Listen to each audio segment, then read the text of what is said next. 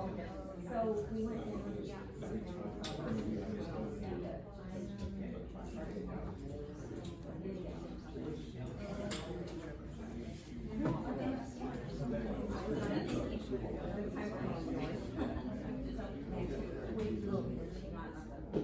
How you doing, Sam?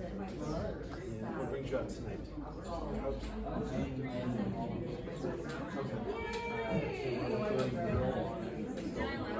Okay.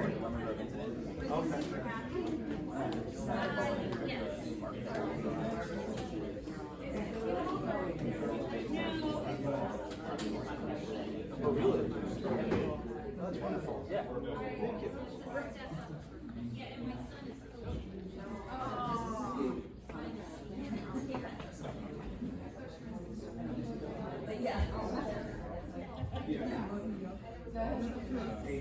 Oh, so did I have you pitch? Did I, is your meeting with the kids and go out? I did reach out to some people as far as working on architecture. Yeah. I've not found anybody who's hiring yet. Okay.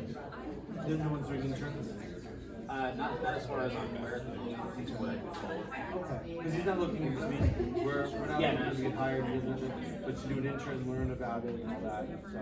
Yeah. Okay. I haven't had anybody say they have a spot for that yet. And I'm thinking it might just be timing. He's looking at how unstable our prices are going to be for construction. We're all just kind of like waiting. Yeah. I mean, the price for lumber and steel is just huge. It could get really bad really fast, and we don't know. I was talking to a friend of mine who's in construction. He's like, we're using U.S. steel, so but he's like, yeah, especially lumber. Yeah. So until things settle, I think we'll probably be good. Just go ahead and let us wait, and then we'll take it when we know what's going on. It's pretty volatile. Yeah. I mean, we're trying to get this project started. It's like the sooner we can order stuff, the better, because we have no idea what's going on. Well, there is a cars going up to about $15,000.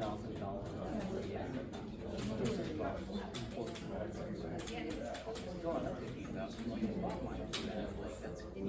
Well, I don't buy 15 now. Oh, not driving that now. Yes. I mean, when I first bought my first car, I think I was around 12,000. That's 40 years ago. Yeah. I mean, and I like, it was a year old used, so it's been like 15,000 was actually really good. Oh yeah, especially. Yeah. But it's like, you have a price increase with that. Oh, it's just unbelievable. Yeah. You know what? I mean, first people have cars, now people can't, will be able to afford to buy the cars. We'll see what happens. I guess they're going to, April the 2nd, whatever, registration is how it was targeted. Tariffs are going to be, I guess, also. I mean, it's really erratic. Everything. Market, even the stock market's trying to respond to it. We call it the European market is doing better because everyone sees the money moving over gold and going up. People are, holding out and all that. Oh yeah, I started, as far as my stocks go, I started selling off my US assets. Yeah. And I have stocks in Polestar, I have another local partner and they're doing well. They were bottomed out for a while, and now they're starting to get better. The outside Well, we told our advisor that we want to sell out the Tesla. We're going to, not as aggressive, not that we're aggressive, we're going to tamper down the it's just too volatile. Yeah, it's kind of why I was selling my stuff. I don't know what's going to happen. It's better to just have the money sit here for the moment. Figure when the market moves again.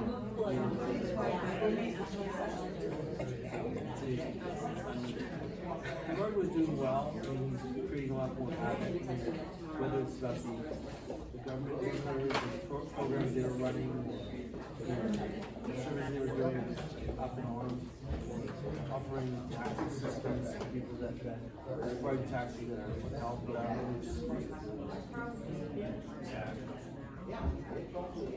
it's I just don't.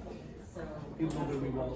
We need balance the budget. And I said, I don't disagree with that. I think you're gonna come down, but you don't fire all probation leads. Because some of those people have been working for the government for 10, 15 years, they're promoted, and now the probation is fired. Yeah, and then Or- you lose your institutional knowledge, and that's the thing from that. Correct. And it's like, it's a review, I mean, we need to scout those things, not the buzzsaw chainsaw that Leon was showing.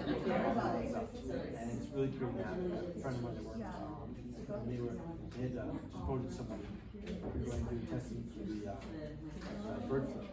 And they had let them go. The state of California said, use her as a lab. The federal government did a contract to do the testing, and now they right?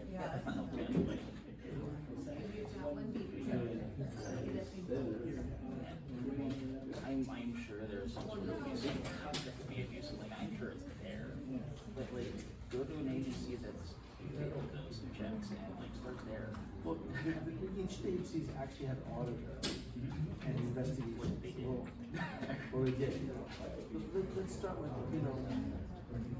sitting down with them and figuring out what they're saying versus just coming in with your own preconceived ideas, what you think it is. And it's rough shot. I mean, it's crazy. Yeah.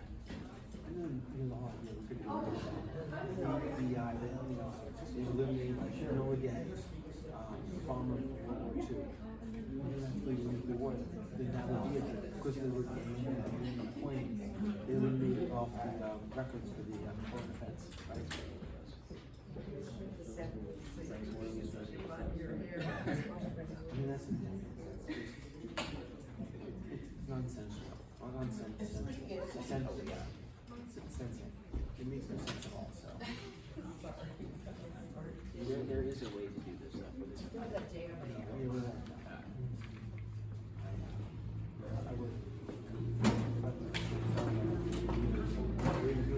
There's this way, which is a friend of mine, he was talking about, he goes back to DC, he's conservative, he was talking about colleges that he worked with previous times, they're like, oh, we'll give the president 90 days and we'll start.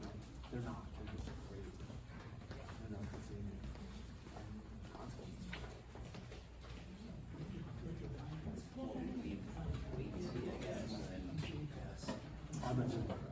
I told you, I didn't make it up with them, but. Not wait until after, just wait and see what the damages are, or why. We don't know when we get there, but.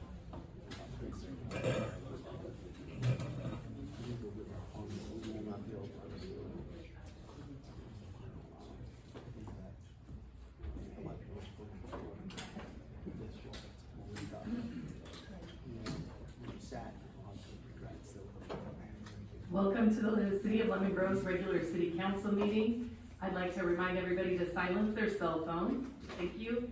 I'd also like to welcome back Lieutenant Barry. We've been missing him for a bit. Yay. Well, he was over training people and it was great to have you home. City Clerk, will you please call the roll of the city council members in attendance? Councilmember Aldemarano. Here. Councilmember Fayad. Here. Councilmember Heredia. Here. Mayor Pro Tem Mendoza. Here. Mayor Snow. Here. Mayor Snow, we have a quorum of the city council.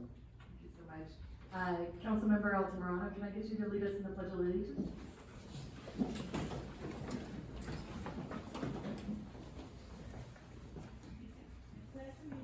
To the flag of the United States of America and to the republic for which it stands, one nation, under God, indivisible, with liberty and justice for all.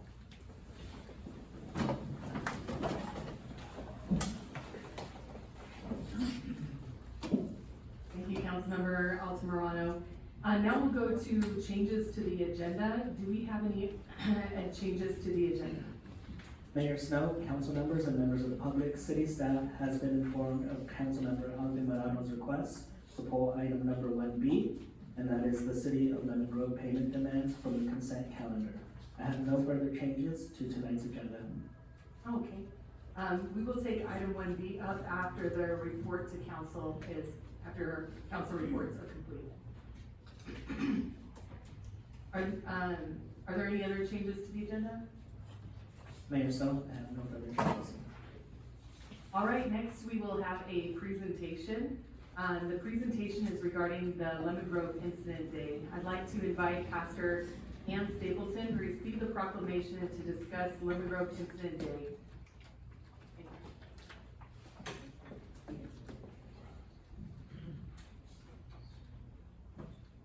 1, 2, there we go. Well, good evening, Madam Mayor, council members, and city staff, and guests. I'm pleased to be here today to introduce a special proclamation. The reason I have this honor is because the church that I pastor, Grace Communion Lemon Grove, secured a lease and necessary permits to build out the commercial space at 7963 Broadway, which has a mural with historical significance on the side of the building facing the courtyard of Body by Discipline. We believe that all people are built for connection, so we're building out this space as a gift to the city and the neighborhood, hosting activities where neighbors can connect with neighbors, and we're going to call this space the neighborhood. And one of the first things we like to do is to honor the rich, unique history of the Lemon Grove incident, which I'll talk about in just a moment, by presenting a proclamation declaring March 30th as Lemon Grove Incident Day, and by also hosting a celebration on March 30th in front of the mural at 7963 Broadway, which everyone is invited to attend. Next slide. Lemon Grove Incident. For those of you who do not know about this unique piece of history in Lemon Grove, it's called the Lemon Grove Incident, or Roberto Alvarez v. the Board of Trustees of the Lemon Grove School District.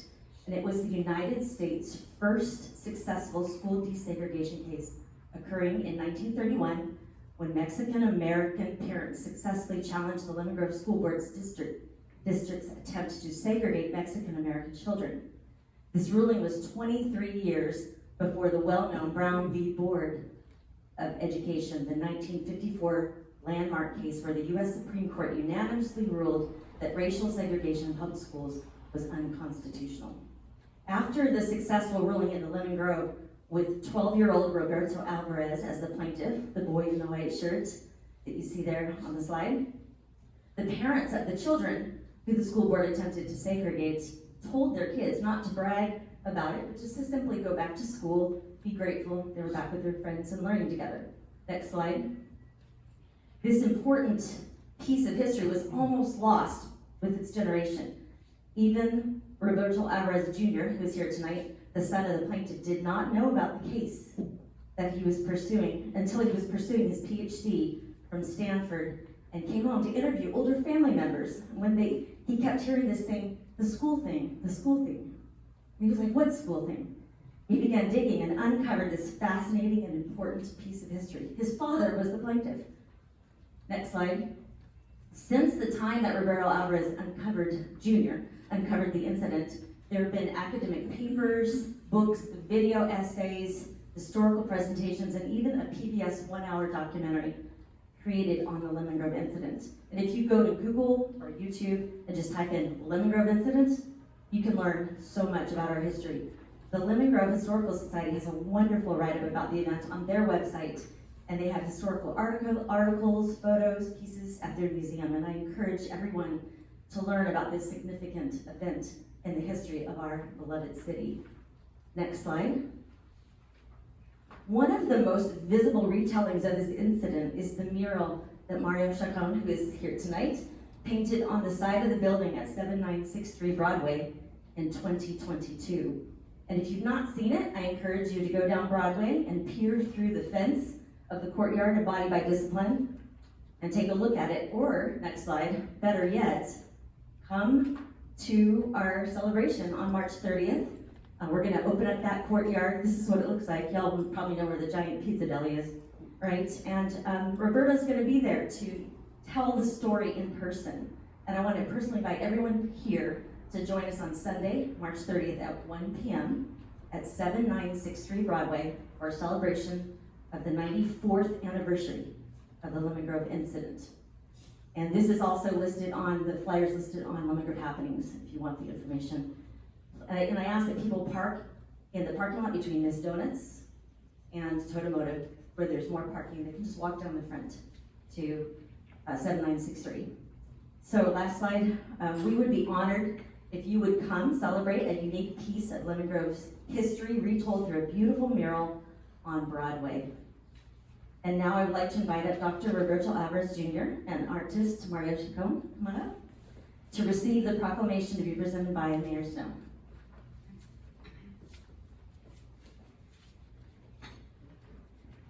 So we have the proclamation here. It reads, Proclamation Lemon Grove Incident Day, March 30th, 2025. Whereas March 30th, 2025 marks 94 years since the landmark Lemon Grove court case, Roberto Alvarez is first the Board of Trustees of the Lemon Grove School District, commonly referred to as the Lemon Grove Incident, one of the United States' early successful school desegregation cases. And whereas the Lemon Grove School Board, backed by the PTA and the Chamber of Commerce, expelled all students of Mexican heritage, arguing that separate facilities were necessary to Americanize backwards and deficient children. And whereas families of these children gathered and formed El Comité de Vecinos de Lemon Grove to protest, fundraise, and go on strike against the school district. On February 13th, 1931, a suit was filed against the Lemon Grove School District, accusing them of attempted racial segregation. 95% of these children were U.S. citizens. And whereas 12-year-old Roberto Alvarez was one of the 10 children to give testimony, noting no trouble keeping up with his studies while speaking eloquently in perfect English. On March 11, 1931, less than 2 months after the school strike began, a writ of mandamus was handed down awarding this landmark case to the plaintiffs. And whereas the arguments for desegregation were not based on any moral high ground, rather than the caveat that Mexican children and children of Mexican descent were considered Hispanic and are therefore an ethnic subset of Caucasian, were these children considered indigenous to this continent or of African or Asian descent, they would have remained segregated. And whereas muralist Mario Chacon showcases Chicano and indigenous history and social justice issues, his work depicting the Lemon Grove incident is on display locally for all to enjoy. Now therefore, I, Allison Snow, Mayor of the City of Lemon Grove of California, on behalf of the entire City Council, do hereby proclaim March 30th, 2025 as the Lemon Grove Incident Day, in hopes of acknowledging our shared history without whitewashing harsh realities and our continued fight for equity. Thank you so much. Everyone staying up there, I'll come down and bring the proclamation down to you, and we can take a picture as well.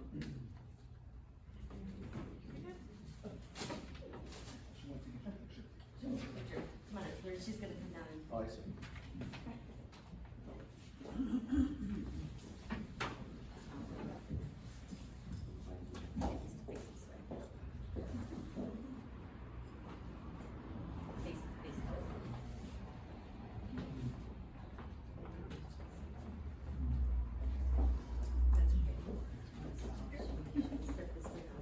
Here, let's hop in front of that one. There we go.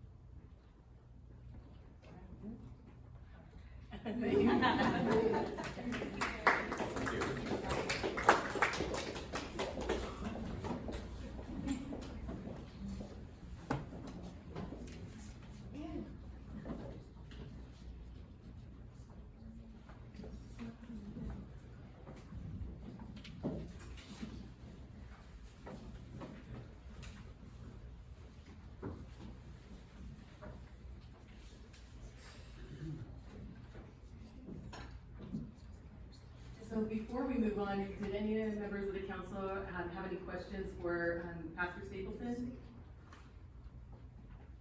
Or any comments? I just want to say thank you. Yeah, you have to, so Councilmember Altamirano, sorry, I just have to recognize you first and then. Oh, that's all right. So you're good to go home, and then that'll tell him to turn on the mic. Just wanted to say thank you. I understand the city of Lemon Grove's Hispanic population's around 60%, and thank you as well for bringing that awareness back up to light, since it was almost forgotten. It's important to know that everybody matters, and that something special happened here in 1931, that opened up the door for equality for all peoples, not just the Mexicans. Thank you. Councilmember Heredia? Yes, I'd like to second, that same sentiment, but also to say thank you for bringing life back into that building and the murals that were painted. It's an important part of our history and we should never forget. Mayor Pro Tem Mendoza? Yes, we were getting a little worried about the mural and who was gonna move in there, so I'm so glad that it's you guys, because I know you're gonna take care of it. And I also wanna acknowledge, Professor Alvarez, correct? He did a while back, an oral history project, I believe, or you were part of the oral history project where some of the students, I believe, talked about their experiences at this time, because a lot of these kids are no longer alive. I know my friend Bertha's mom recently passed away. So thank you for sharing that. I'd love to see that again. Councilmember Fida? But since I don't want to be left out, no, I really do appreciate, and I appreciate what you guys have done, and I'm excited about the future conversations in the neighborhood. I think there's nothing more powerful than people meeting in community. You know that. And then I would also like to thank you, gentlemen, for just for being part of the pride in our city. This is very meaningful, and I think, you know, I'm a Pacific Islander, but I think something like this transcends any race. It transcends to all races, and I'm so honored and so glad to be part of this. And if there's anything that I'm remembered for my 4 years, I would be like, yes, we made this happen. We made Lemon Grove Incident Day possible. So grateful for you guys. Thank you for all the work that you guys do, and excited to see what happens moving forward. Thanks. Thank you so much, and I just want to share in my deepest thanks that the church has taken on this endeavor to be able to do this. And it was a beautiful mural when they unveiled it in 2022, and then watching a air conditioner get put in it was frustrating. And so now I have great confidence, like Mayor Pro Tem Mendoza said, that it'll be taken care of. This is a treasure for our community. And then also just reading the proclamation and thinking about the justifications or lack thereof for such an ugly memory makes us double down on our commitment to not let that happen in our community again, ever. And so I just really appreciate the symbolic element in this, and shows our renewed commitment to not letting this happen to anybody in our community. But this is absolutely unacceptable, and we will never let it be perpetrated on our kids or anyone else in this community. So thank you. All right, next we will move to the general public comment portion of the meeting. During general public comment, the public may express their concerns not pertaining to items on the agenda. Please note that according to state law, we're not allowed to respond. I know a lot of you have been here before, but sometimes it does get frustrating when you come up and get public comment, and it looks like we're not paying attention or listening, but we are listening. I take notes, careful notes, but we're not allowed to speak to items that aren't on the agenda. So if we can, we'll direct staff to respond to some of the issues if it relates to something that they can handle, but otherwise we're not allowed to respond. Each speaker will have a maximum of 3 minutes, and when speaking, please observe the lights on the podium. It will be green, yellow, and red light means stop. All right, thanks, and we will start with general public comment with John L. Wood.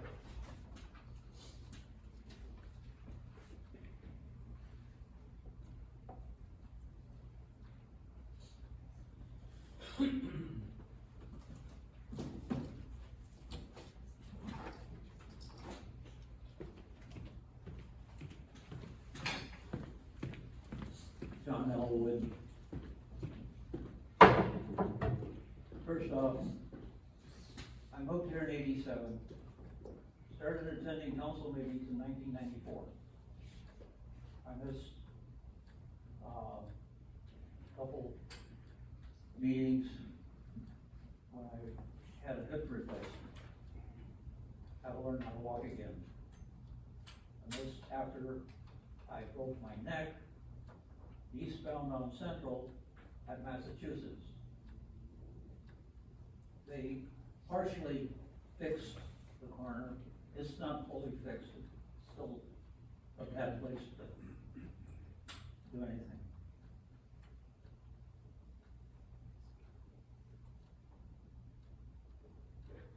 At the meeting that we had across the street, the instructions were very clear on how you were supposed to behave. It was out of control. It was just as bad as it was over at the rec center. I don't know who raised these people, but if you have itemized way to run a meeting, you're supposed to adhere to that. I don't know if these people were raised by animals or they just lived under a rock. But that's totally unacceptable. And one person there used to be up here. She was disruptive also. The former mayor wasn't at that meeting, but she was disruptive also, along with another council member. I don't understand why people are like that. Because if they had been attending council meetings, they would know that you're supposed to be quiet when people are talking at the podium or on the dais. But I don't know if there's a cure to it or just don't let them attend anymore. I know everything's supposed to be open to the public, but if the public is disruptive, what's the point of having them? Thank you. Appreciate that. Thank you, Mr. Wood. Next, we have Brenda Hammond.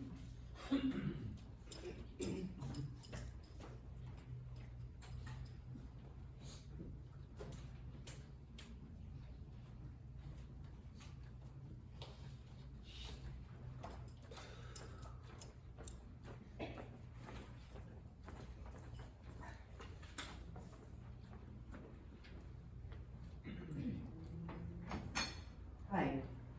I don't know if I showed you this when I look at when I'm up here. This is Ida Ruth Divine. She was a minister. She was a professional clown, and all these clowns that are on this fire truck are in their 80s. This is what I look at when I'm up here because she was a very honest minister. Everybody loved her. She trained a lot of ministers in the area. So, anyway, I'm trying not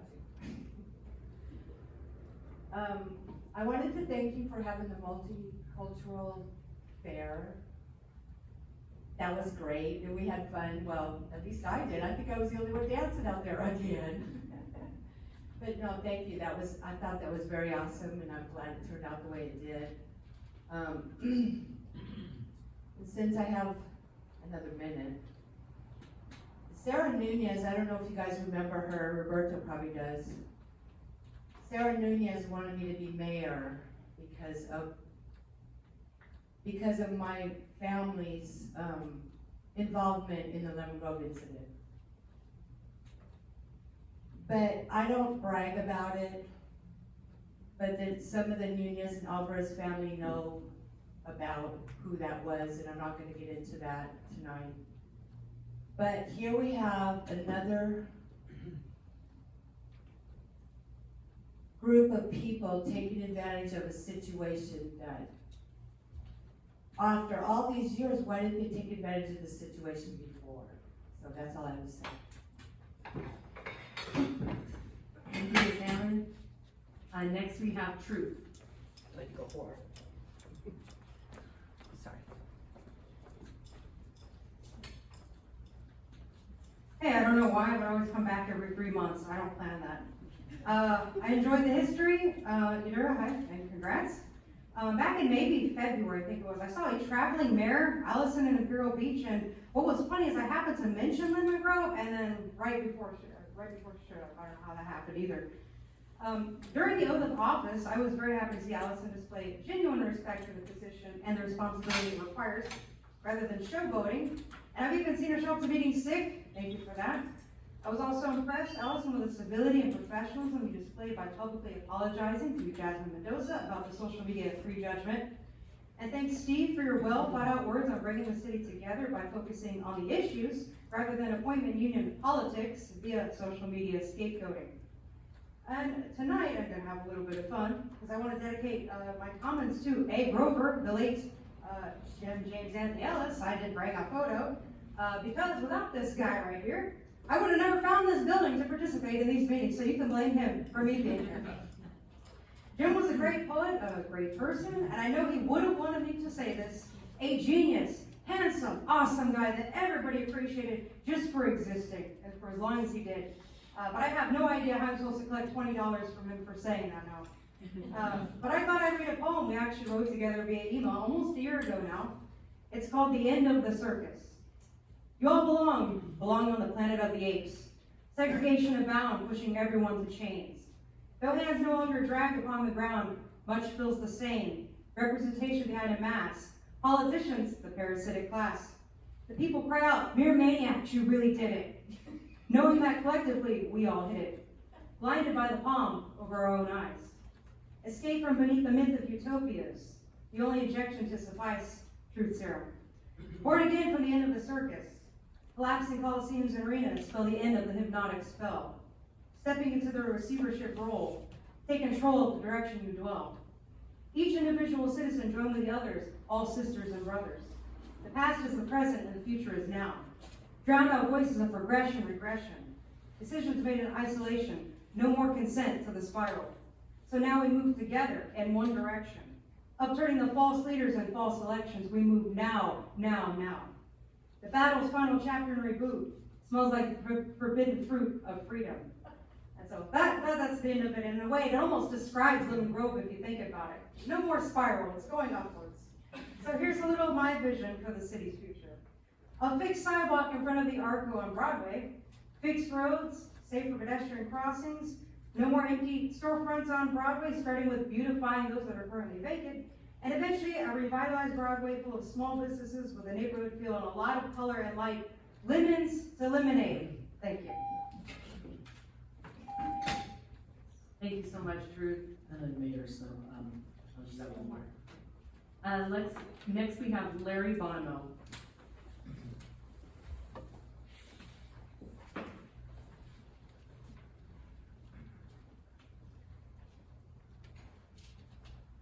My name is Larry Bonomo. I'm a longtime resident of Lemon Grove, property owner, and I'm also a property owner over on Sweetwater Road where these proposed tiny houses are going to be built.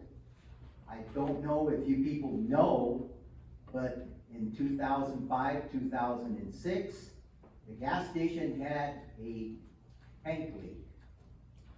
All that gasoline went across the street onto the proposed site. For a couple of months, they monitored this site, and eventually they quit monitoring it because the money ran out from the city, or the county. I don't know if the county has told you people this, that there's hazardous waste on that property. There's gasoline. And the water table goes up and down, and it's been going up and down since 2005 or 2006. So if you guys put this tiny house there, I'm sure you ought to be aware of what's on that property and the legal actions that can be taken from this. And There was also a nursery there at the south end of the property that used chemicals there too. They used pesticides. I don't know if you people know this or not, but I think you ought to investigate it a little bit before you put this tiny house site there. Thank you. Appreciate your comments, thank you, Mr. Bonneau. Next, I'll ask the city clerk. Yes, Mayor Snow and council members, I have received written communication for general public comment. Copies have been distributed to all members seated at the dais and are available for review and pickup at the public review table.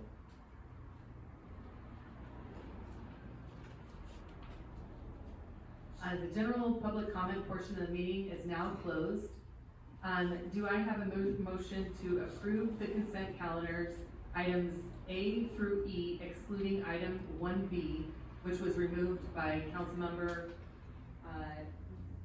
Altamirano? But before we get there, we do have public comment on the.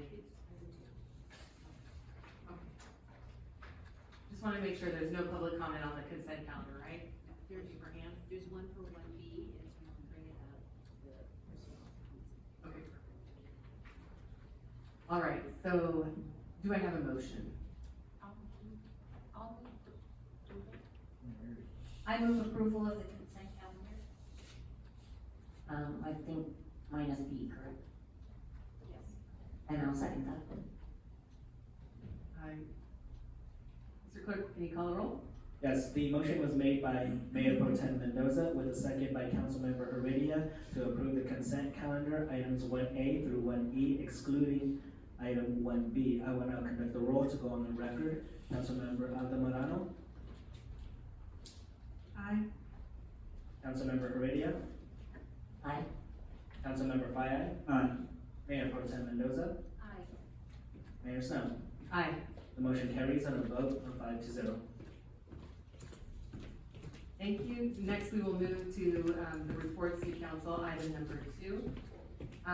It is the 2024 General Plan Annual Progress Report. I'm going to call on Michael Fellows, our Community Development Manager, to introduce the item. And Justin Nakantup? Are you right, Nakantup? You can help me out. Nakantup? Okay. Thank you. Development Services Technician 2 will help present the report. Thank you. Thank you, Mayor, Council. 2024 was a busy year for community development. Just keeping up with our day-to-day functions of processing permits and completing inspections kept us really busy.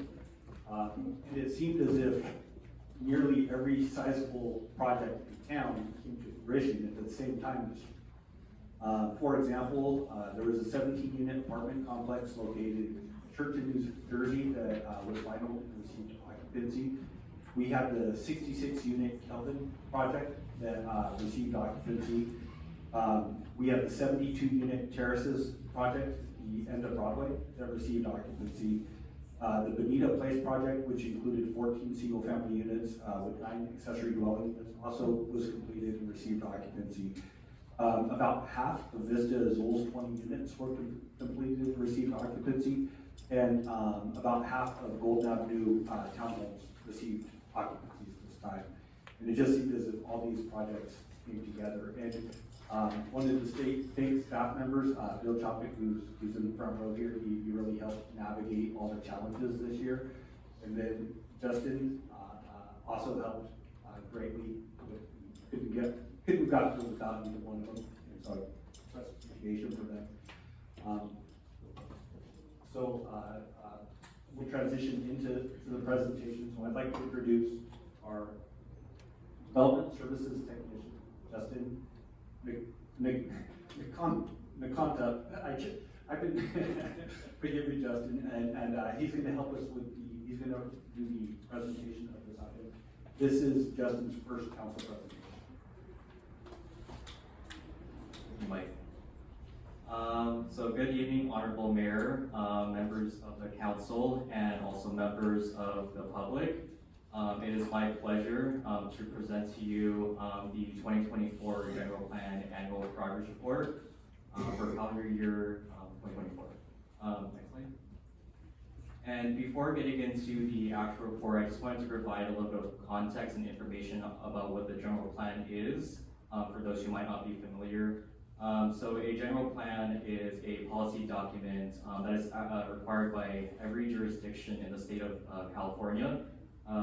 This plan is to comprehensively outline the goals and policies for the future growth and development for our community. Many often refer to this plan as a city's or county's blueprint for growth. The city of Lemon Grove first adopted its general plan in 1980, shortly after its incorporation in 1977, and was comprehensively updated in 1996, and that is the current general plan. It does act sort of as a living document. As state laws change, amendments could be necessary. And the general plan addresses a range of topics that can be summed up into 7 different categories. And on the screen there are the 7 elements that our general plan refers to. They refer to that as community development element, mobility element, safety element, noise element, conservation and recreation element, and the housing element, which was actually adopted in 2021 as the 2021 to 29 housing element. The housing element is the only element that is a standalone document because HCD requires it to be updated every 8 years. The goals and policies of these elements are implemented through programs stayed within the general plan implementation manual. This implementation manual is a supplemental document to the general plan. And many of these programs are referenced in Attachment B, Appendix 1, if they were relevant to the implementation of ongoing progress or completion of program goals in 2024. Slide. So the general plan's annual progress report is routinely prepared every year, and just as its name implies, is intended to report on the progress of the general plan implementation for the respective year. Every year by April 1st, this report is required to be submitted to the Governor's Office of Land Use and Climate Innovation, or LCI, and the Department of Community Development, known as HCD, with separate general plan and housing element annual progress reports. This is great because we get to submit a single progress report that is updated to both agencies at the same time. LCI generally wants to see progress made by the jurisdiction in implementing the general plan, including all of its elements, whereas HCD focuses more on the housing element updates. Appendix 2 of the progress report provides the exact template that all jurisdictions are required to fill out for its HCD annual progress report submittals. The progress report itself was made possible by several city departments and agencies, including Public Works, Heartland Fire and Rescue, and San Diego Sheriff's. Just to name a few activities in the report, our Lemon Grove Park, which was over 20 years old, it replaced its playground equipment this year. We've continued progress made through 3 different phases of the Connect Main Street project, and also the issuance and completion of several housing projects that Community Development Manager Mike Fellows talked about at the introduction. Next slide.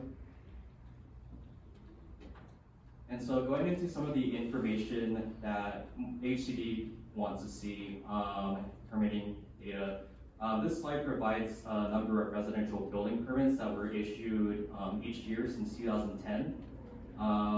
And these are for permits that yielded new units. For clarification, these numbers reflect building permits that were issued, not necessarily the total number of units. For example, you can have a junior accessory dwelling unit and accessory dwelling unit permitted under one permit. We're looking to separate this in the future, just for the ease of reporting this data. In 2024, a total of 61 residential building permits have been issued, which is an increase from 41 in 2023. 40 of these permits are for ADUs, or accessory dwelling units, and JDUs, which have increased overall from previous years. And this can be attributed to changes in state laws that help incentivize the development of these ADUs. So you can see ADUs on that graph. It's all of the blue on the bottom. And from, I want to say going on from 2020 onward, these have increased significantly due to these state laws. 15 of these permits are for new single-family dwellings, and then the remaining 6 this year were for multi-family. I believe this was for the last remaining units for the Broadway terraces off of Broadway. And you can see on the gray, a lot of these were issued in 2021 and 22, and a lot of these were final this year. Next slide. And so this here is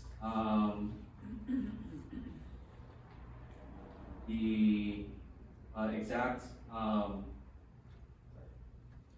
so this is a taken from the HCD's housing report spreadsheet.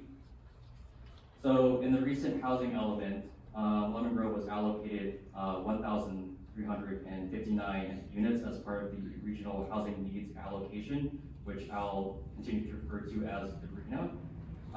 And this is determined by Sandax methodology. This table breaks down the total allocation amounts by income level. In the 2024 reporting period, Lemon Grove issued 65 dwelling units, 61 at the above moderate income level and 4 at the low income level. These 4 are JADUs. Overall, the city is 24% towards reaching its RHNA goals of 1359, and it's halfway through the 6-cycle period as of last year.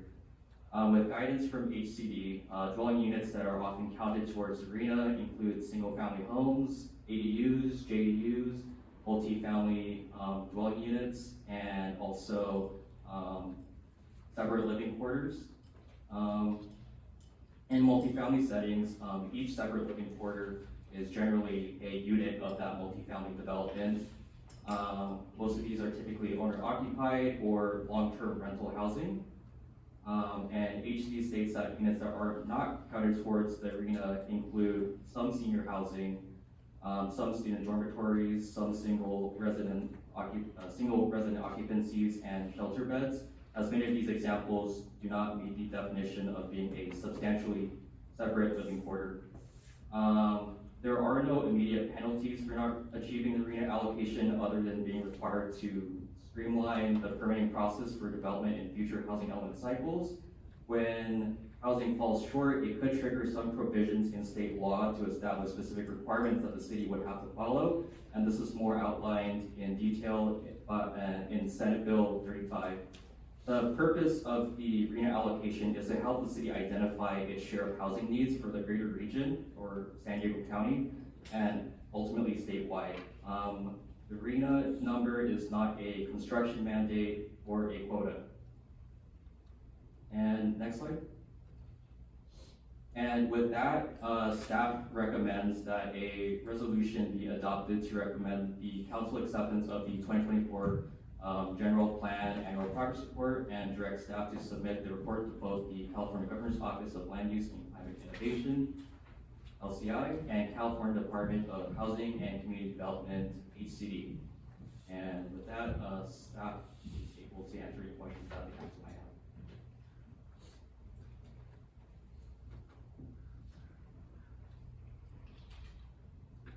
All right, thank you so much for the great presentation. Nailed it for your first time. This was excellent. Next, City Clerk, do we have any speaker slips for this item? Our first speaker is Truth.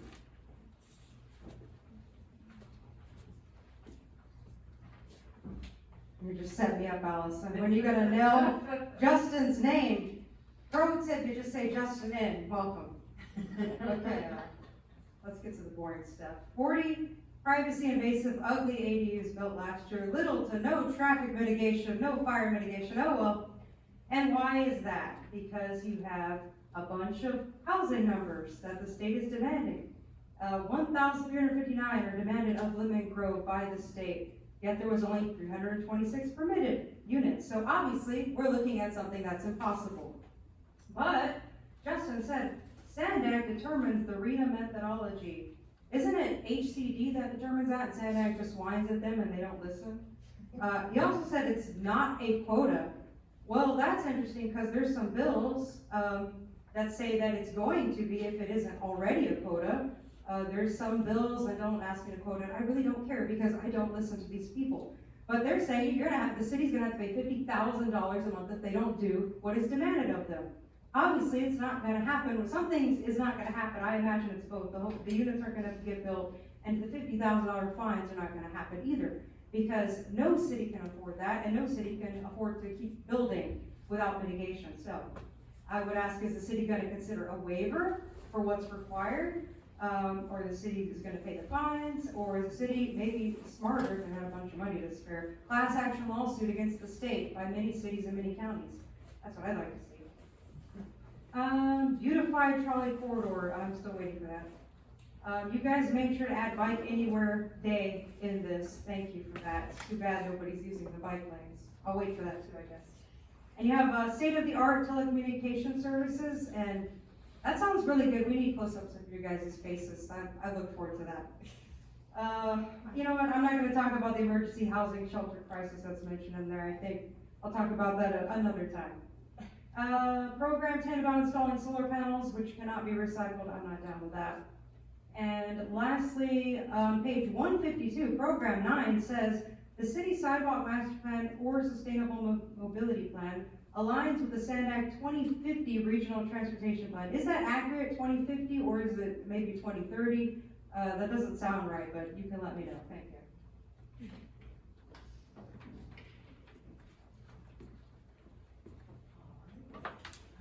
We do not have any other public comment on this. So now I will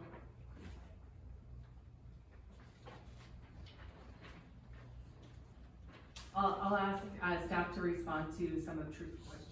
Thank you. Mr. Fellows, could you respond to some of the comments and questions that came from the former speaker? And Justin, if you can do the same as well.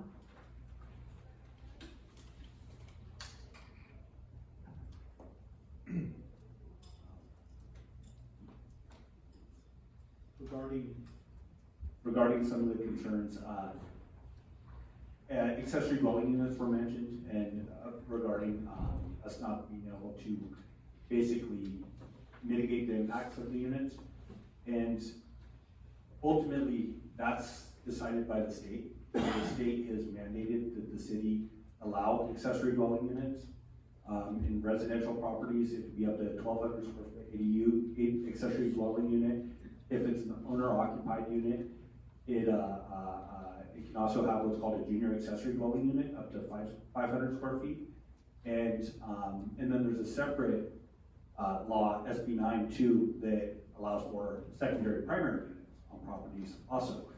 And so in each one of those scenarios, the state has actually superseded the city's ability to regulate accessory dwelling units, and has superseded our ability to even require parking for those developments.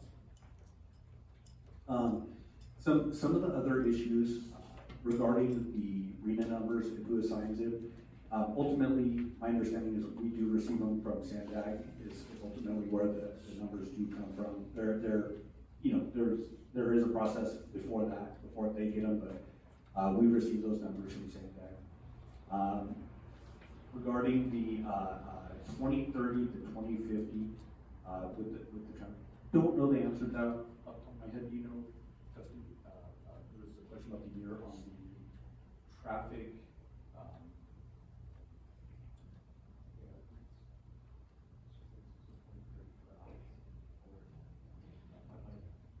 Might have been talking. So not sure about the answer to that one. And if I could, Yeah, I just wanted to clarify a little bit about the arena numbers. So HCD does have numbers that are allocated to different council of governments. For example, we have our San Diego Council of Governments, or known as SANDAG.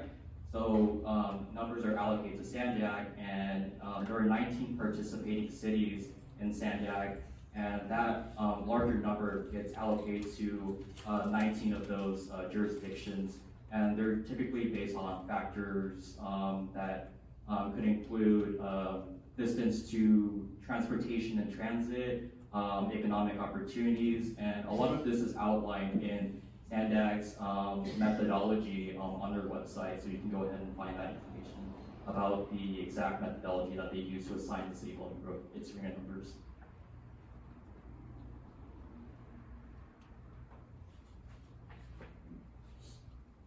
And that's all the items that I have to address.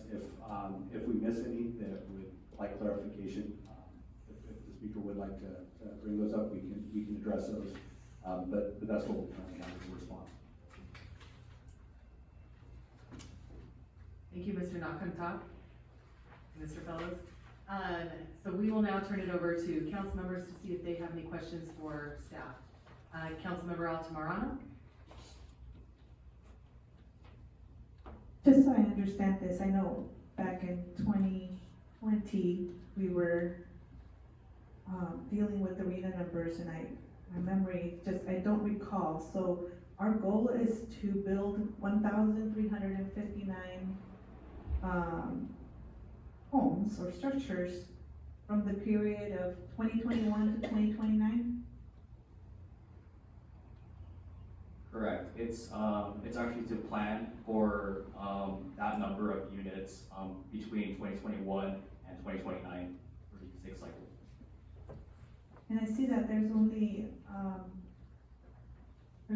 4 in the low level versus 61 in the above moderate level housing. That's about 6%. Is that Correct. normal? So those 4 units, so JADUs are some typical units that you would be able to afford to families making less than 8% of the area median income, and the rest of them, such as ADUs, single family homes, these are typically market rate units and are in the above category. Are we required to build any very low or moderate housing?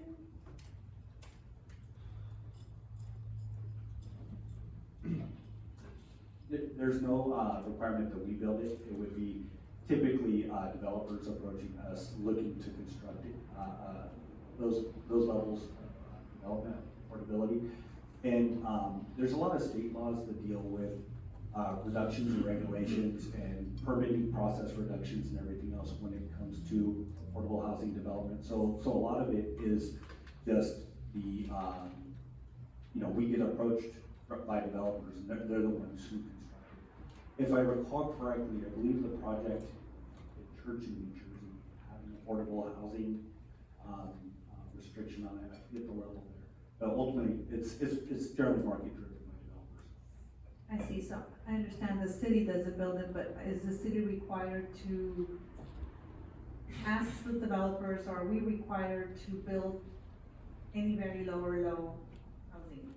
We don't have a requirement that developers do affordable housing with projects. It's something that's optional, and it's basically incentivized by getting reductions in development standards and everything else.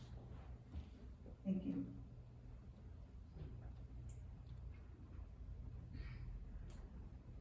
Councilmember Fayad? Yes, thank you, Michael, Justin, great presentation. Couple questions.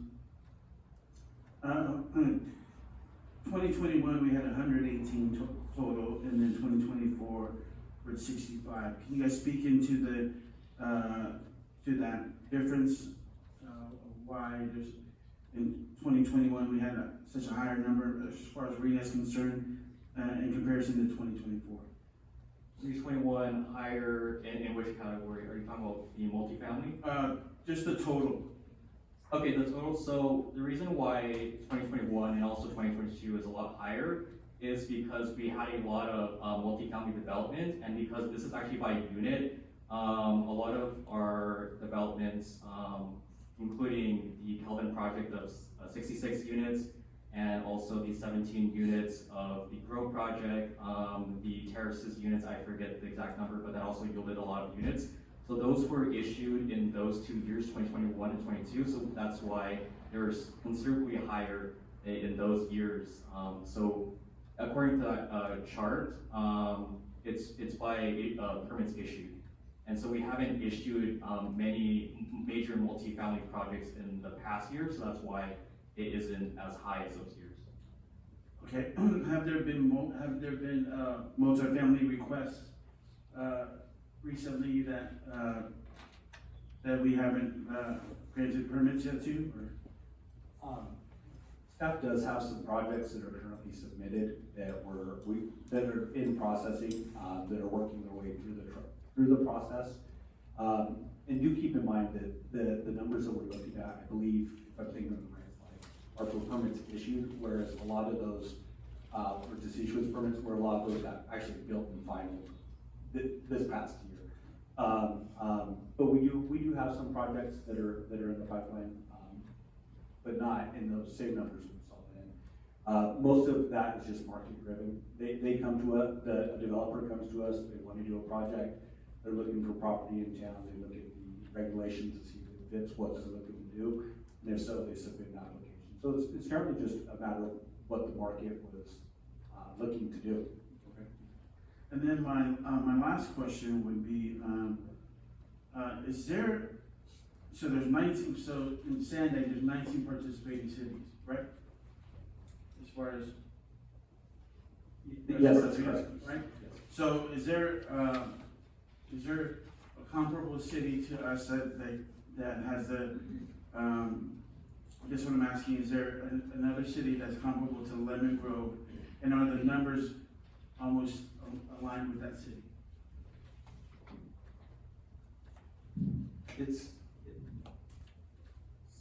So Councilmember Faya, I'll answer that question because Mr. Fellows wasn't here when we were having the battle for our arena numbers.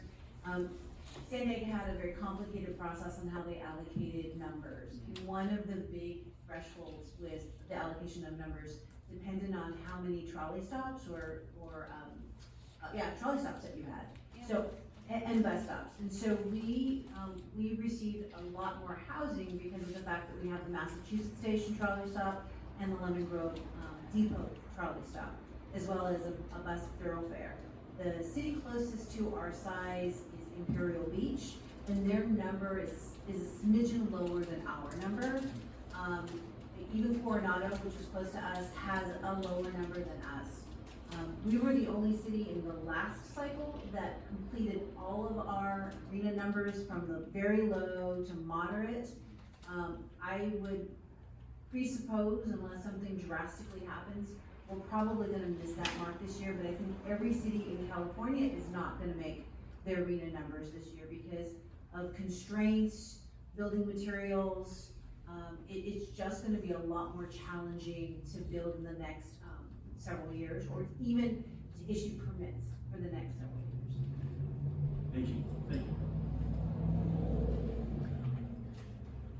One last correction, we did find Sandag 2050 plan. So Sandag does have a 2050 plan. They've amended their 2030 plan to 2050. Councilmember Heredia. Okay, so you guys got most of my questions answered. But I do want to go back to what Truth had said about the $50,000 a month fine. Is that, can you speak on that? If that's a concern we should be thinking of, or? I'll ask the city manager to address that. I'll address that. That's part of my worry. And usually the state will elicit those fines if you don't have a certified housing element, which we currently have. And if we tell say an affordable housing developer to walk away. We don't want your development, go away. The Attorney General's office is empowered to then go after those jurisdictions to force the hand to make sure that there's housing. So there's cities in California, a couple come to mind, Huntington Beach is one of them, that they're starting to levy those fines. We'll see whether the city ever pays up. We'll see how their lawsuit is going. The state has the power to hold back property tax and hold back sales tax. So, they'll get paid one way or another. So, it is a worry, but we're in a good order because we are complying with our housing elements, we're complying with the regulations that we committed to the state that we're gonna do, and we're doing our very best to make sure all of the housing that comes to us is reasonable, is permitted. Mayor Pro Tem Mendoza.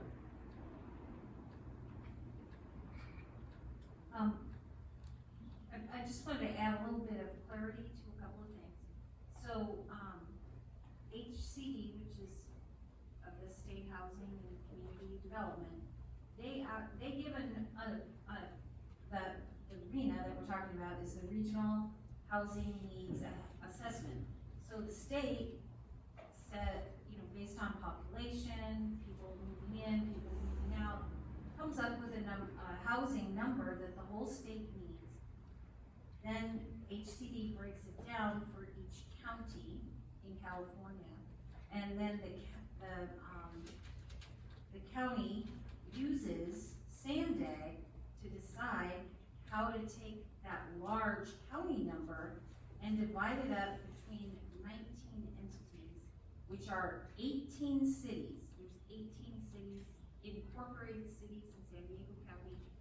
The 19th entity is the unincorporated county of San Diego, which also gets an allocation of housing that they are supposed to plan for. And I think you did a good job. That was a good question. You did a good job explaining that these are plans. In the last cycle of the 8-year cycle, we were the only city in San Diego County to meet and exceed by quite a bit that the number that was our allocation.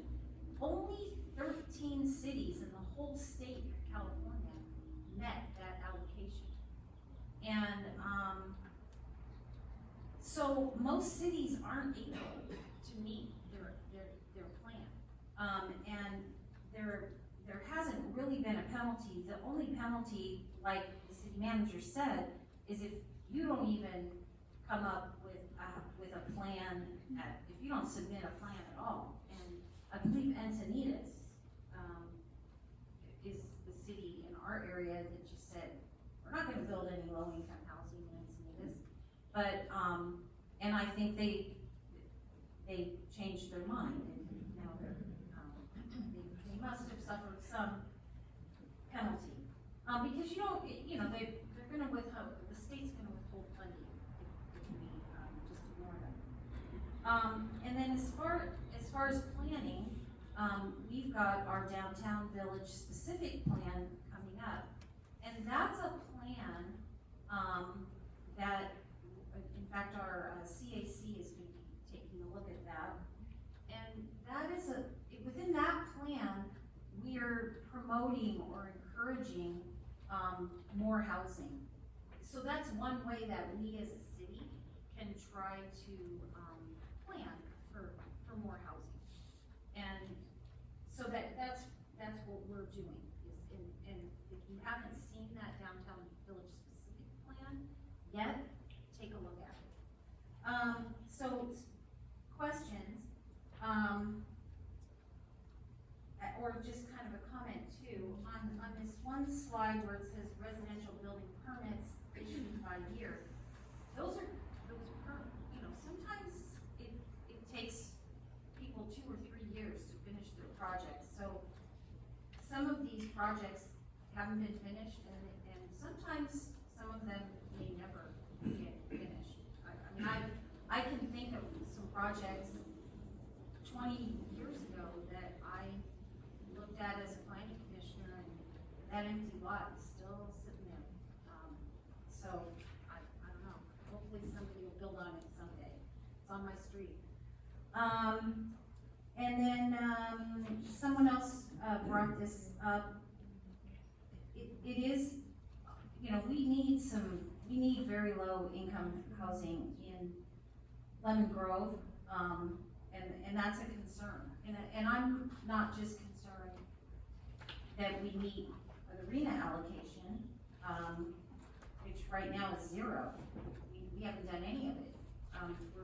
We're 50% at the above moderate, which is the highest number that we had to reach. But we're halfway through, and we're at 0 on very low. So I'm a little concerned about that because we need it. And then,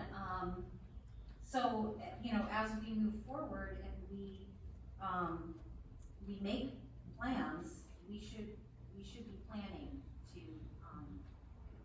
increase the number of, and that would be, some, maybe subsidized housing, senior housing, things of that nature. And again, on the next slide, which is the regional housing needs allocation, those are, that's not actually units that need to be built, it's the permits, correct? Right. Okay, I think that's all I have for now. Does anybody have a second round of questions? Councilmember Altamirano? No question, just, I guess, in agreement with the fact that we do need low income and very low income housing. How about? Yes.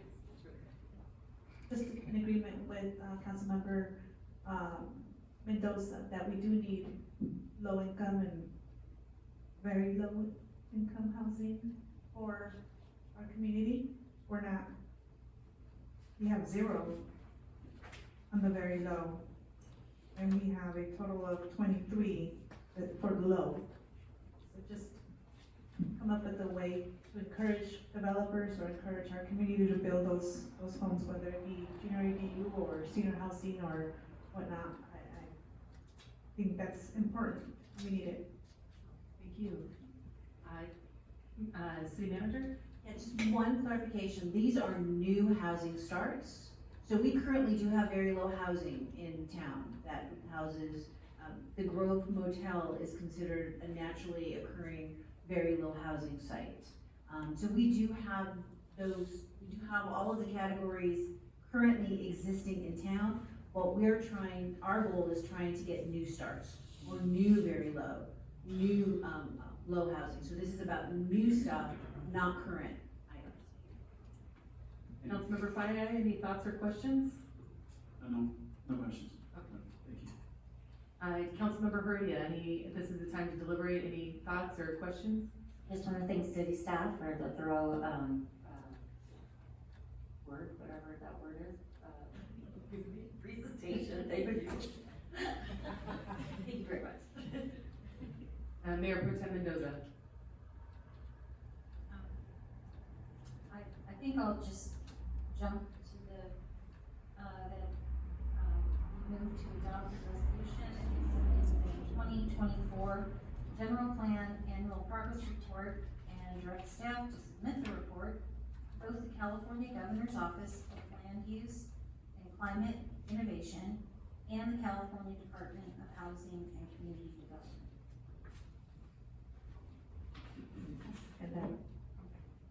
And then I just wanted to share my comments before we take the vote on that. Looking at these numbers, we really need to incentivize people to come into our community and build the type of housing we need for the residents that live here. Just to put, I know he said 80% AMI, but just to tie a number to that. So for a family of 4, you're considered low income at $121,000, around $122,000. That's considered low income, 80% AMI. The average salary, the average household income for Lemon Grove residents is around $60,000 a year. At $60,000 a year, you're almost at extremely low income. You don't even count as very low income, extremely low income. To be very low income, you're looking at around $76,000 for your family. So the type of people that are currently residing in Lemon Grove cannot afford any of the new housing that's coming in. We have, most of the people here will not even be able to afford rent, much less be able to purchase a home. So anything that we can do as a council to meet those RHNA allocations, I think that's a goal for us. It's not something we should resent from because I wanna stay here, but most of all, I want my grandkids to stay here. And my kids need some place to go and be able to live. And I think a lot of people in this community feel that way. It's a very community-oriented, family-oriented community. We love our seniors, we love our littles, and we want them all to feel like they can stay here. They highlighted some of the incentives that already exist from the state. There's increased ability to get accessory dwelling units permitted. Unfortunately, without some of the mitigations that we've been able to control in the past for parking and sidewalks and other investments, but we need houses. The other part of this is that we also recently passed Assembly Bill 2533, and that's known as the Amnesty ADU bill. So if you had an ADU that was unpermitted back before, I believe it's 2020, then you can apply for amnesty, and there's some provisions that will help you get it up to code, and then and be able to have that dwelling unit receive a certificate of occupancy and move forward. We have a lot of those. The floods showed us that we have a lot of those. A lot of the units that were flooded, or parts of the building structures that were flooded, were actually unpermitted parts.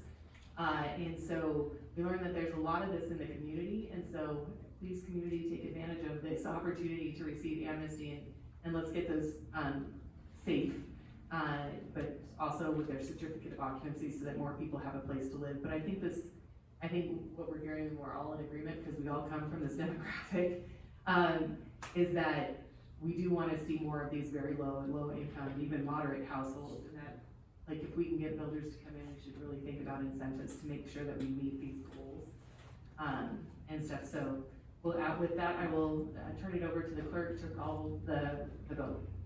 The motion was made by Mayor Pro Tem Mendoza with a second by Councilmember Marano to approve staff's recommendation. I will now conduct the roll to call on the record. Councilmember Fayad. Aye. Councilmember Heredia. Aye. Councilmember Marano. Aye. Mayor Pro Tem Mendoza. Aye. Mayor Snow. Aye. Mayor Snow. The motion passes on a vote of 5-0. Thank you so much. Next, we'll move to item 3, amendment to Lemon Grove Municipal Code, Title 12, Chapter 12.10, increasing the valuation threshold for public street dedications and public street improvements. We'll call on Bill Chopek, Special Projects Manager, to introduce this item. Thank you, Mr. Chopek. Before we get started, Mayor, just want to put some context to this item. This item's a real important one for community development. This subject matter of public improvements is probably the issue when individuals look to do a development town that we get the most complaints about. In its community development position, that this, the way the process has been set up does discourage investment in the city to a degree. And so this change could really help. When an applicant triggers a public improvement or a street dedication, it's not just the cost of the improvements that are a concern or the work that needs to be done. It's the added process that they also have to go through, because you may be submitting, like we had a situation with a takeout restaurant, not sit down, takeout sandwich shop, and they were one tenant in a shopping center. And for what was a relatively small tenant improvement, they triggered a little bit of sidewalk repair, not a whole lot, because we're limited on the percentage we can request. And with that, they had to submit for a public improvement plan, they had to submit for an encroachment permit, which requires bonding be secured, and it was just for very little work. So this item is important to staff to help streamline our development process. And with that, I'll introduce Bill Chopek. Honorable Mayor and members of the City Council, I'm Bill Chopek. I'm on special projects right now for the city of Lemon Grove. I've kind of worked on and off the last couple of 2-3 years for the city. So I'm happy to present this item to you. This is an amendment to the Lemon Grove Municipal Code Title 12, Chapter 12.10, which would increase the valuation threshold for public street dedications and public street improvements.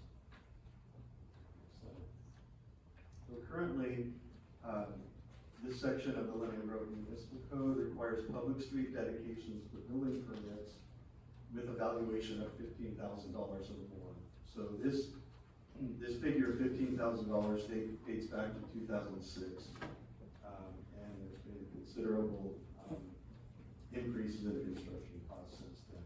So public street dedications are triggered at $15,000 or more. And then the next slide, this section of the municipal code requires public street improvements like sidewalk, curb gutter, storm drain improvements for building permits with a valuation of $25,000 or more. So, next slide. You can imagine doing a home remodeling project these days is really easy to hit $15,000 to $25,000 in building valuation for a home remodeling project or a tenant improvement in a commercial space. Construction costs and building valuations have increased significantly since 2006.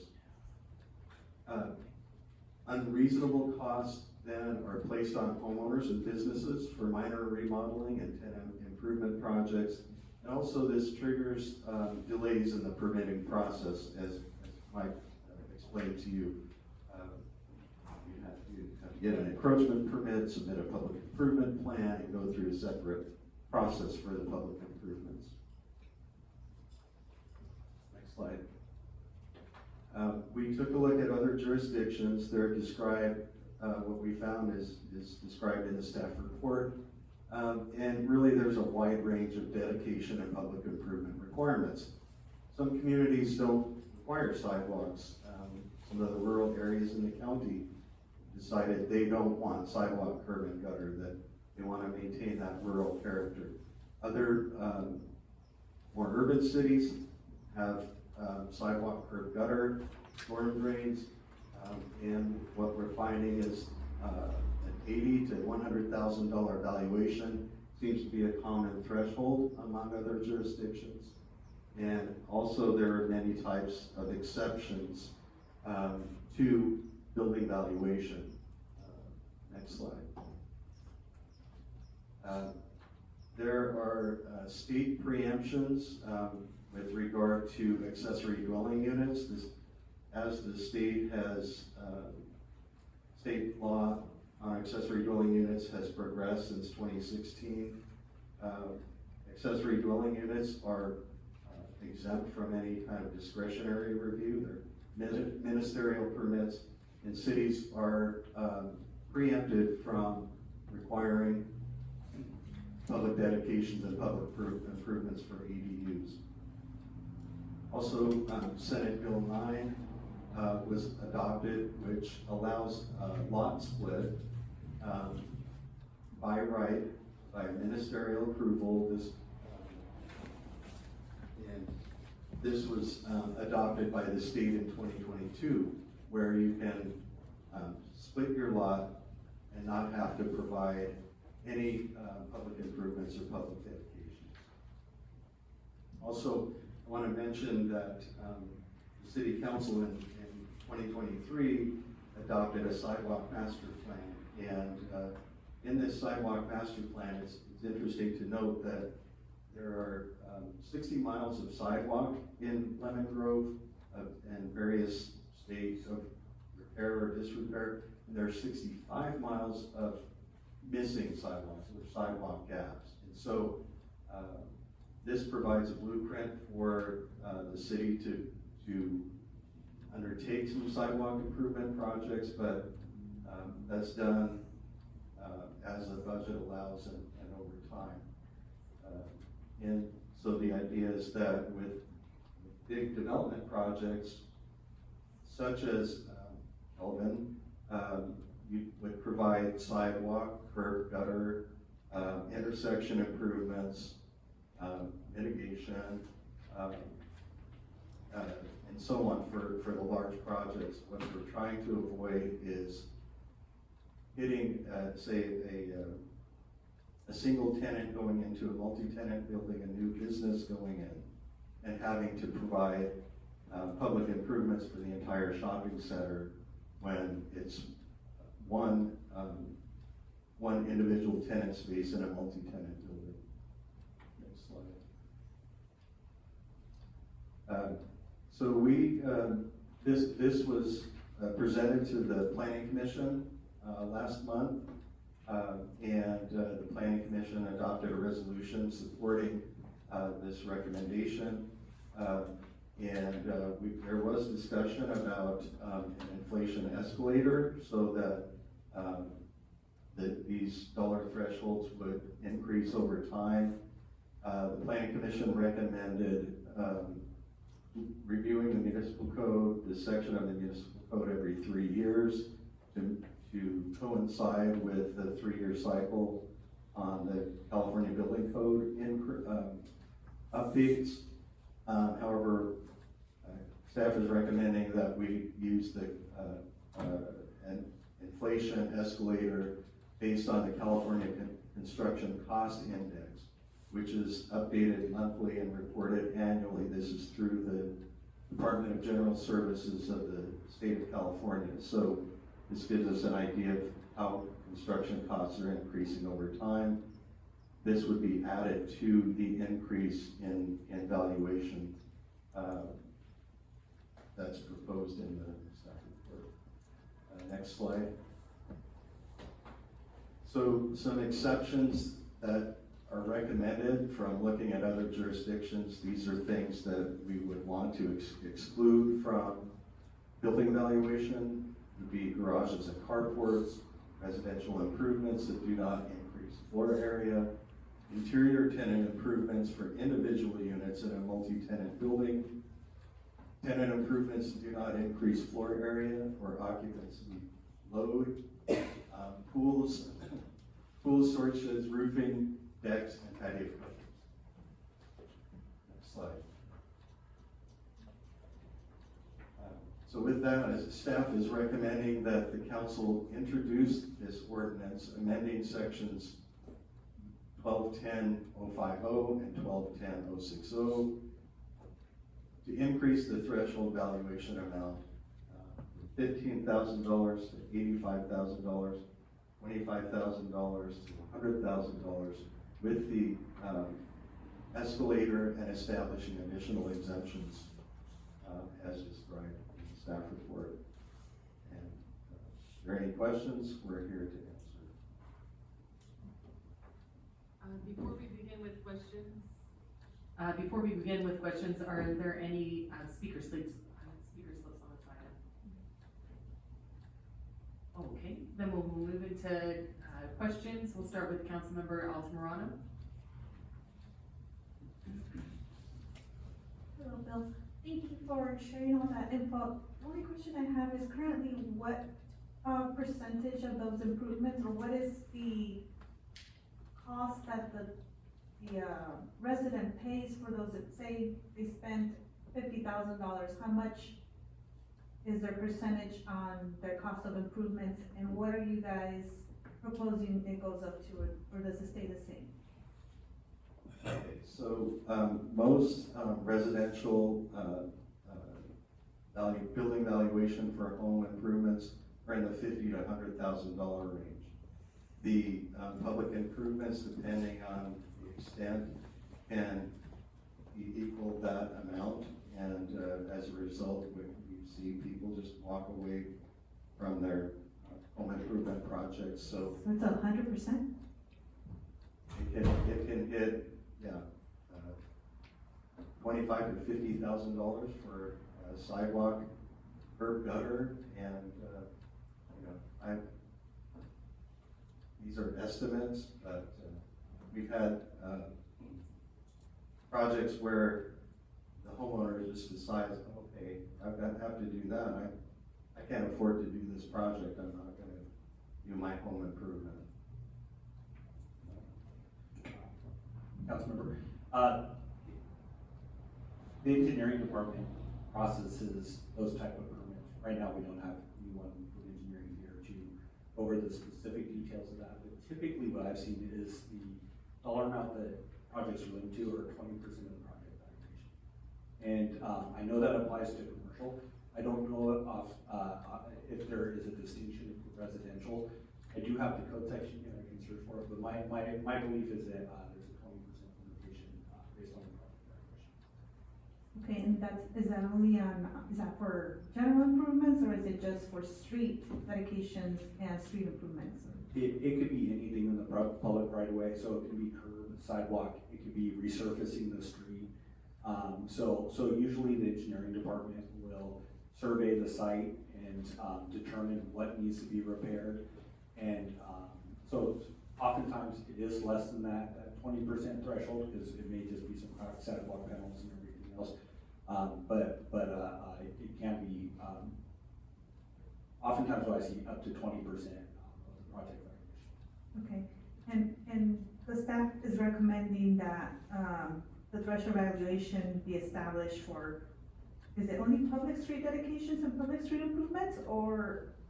If I could interject for just a minute, I wanted to go back to and add to what staff has already responded to your first question, which is that oftentimes when the development process takes place, the payment of those fees is either postponed or there's dedication in lieu of making that payment. And so the idea is that in the future, when the city comes along and says, okay, we want to put in our sidewalk now, you have agreed that we can put in our sidewalk where the dedication exists. And so sometimes that payment isn't necessarily something that they're writing a check of $50,000 to the city when their project is being completed. It's something that either happens in the future or a dedication happens where the city can come in and build its project because they have the property rights that they need in order to put in those sidewalks or the curbing gutter or storm drain. And that's primarily for housing developments. In the commercial area, we really look at public improvements and what those public improvements, which is why we have to make sure that we have an updated storm drain master plan, a sidewalk master plan, and our PMP. So development pays, the theory is back there is development pays its own way. And the development pays something to better the community. But it's been 30 years since we've increased it, and it's now a deterrent for new economic development, and it encourages folks to build without permits. So, my question is public development or community development, is that included here, or is it just street improvements and public dedications? This is comprehensive, so it'll be both of those. Oh, okay. So can we change it to say that?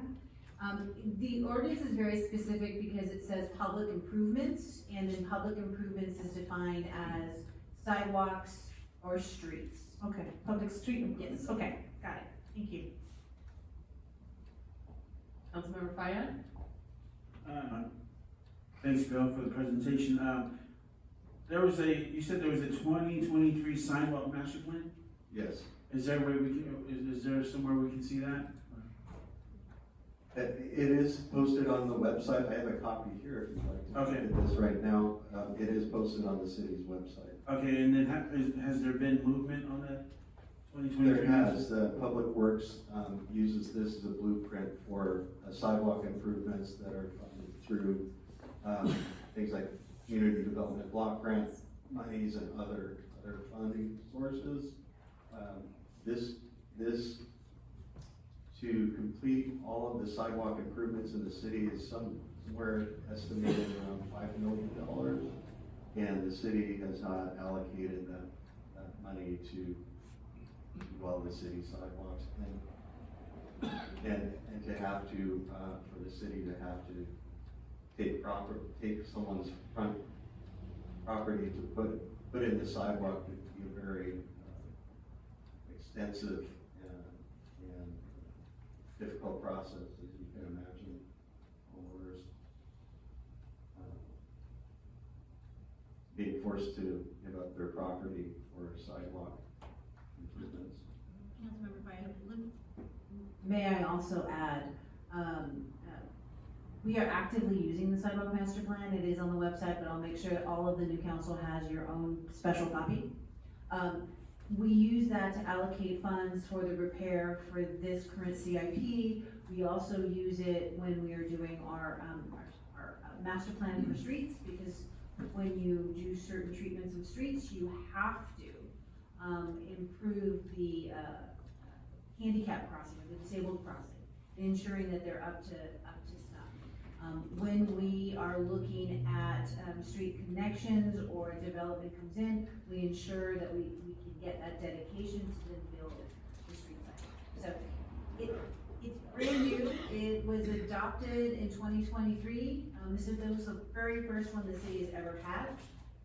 So, but staff is actively using it. I'm looking at Mr. Murguia in the back, our public works director, and it really is a blessing for us to have that master plan, because now we have actual backup when a developer challenges us on why they have to do this public improvement. We can say, here it is in the master plan, and you're required to do that. Okay, thank you.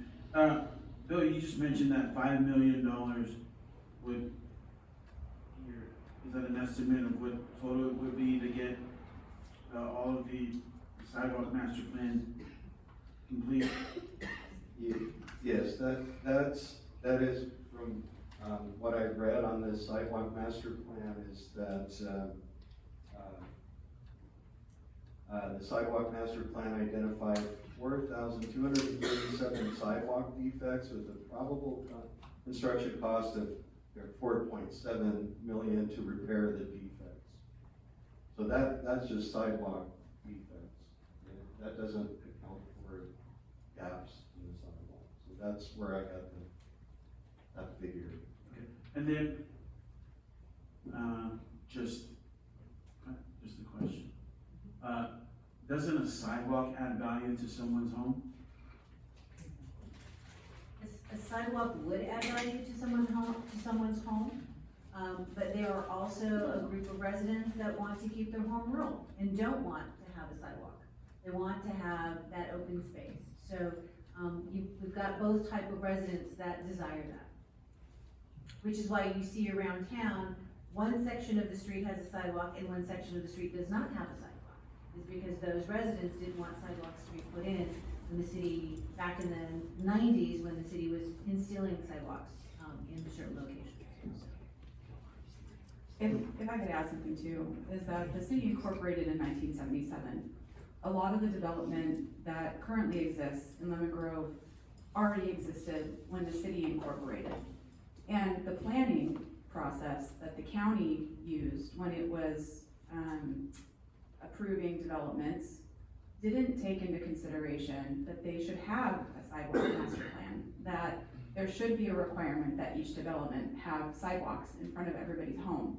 And so that's why in communities like Lemon Grove, or if you go to Escondido or Vista, or cities that were incorporated around the same time, you'll see that there will be a section of road that has maybe 50 feet of sidewalk, and then there will be no sidewalk. And the reason is because those developments typically existed before the city incorporated and had a plan for those types of things.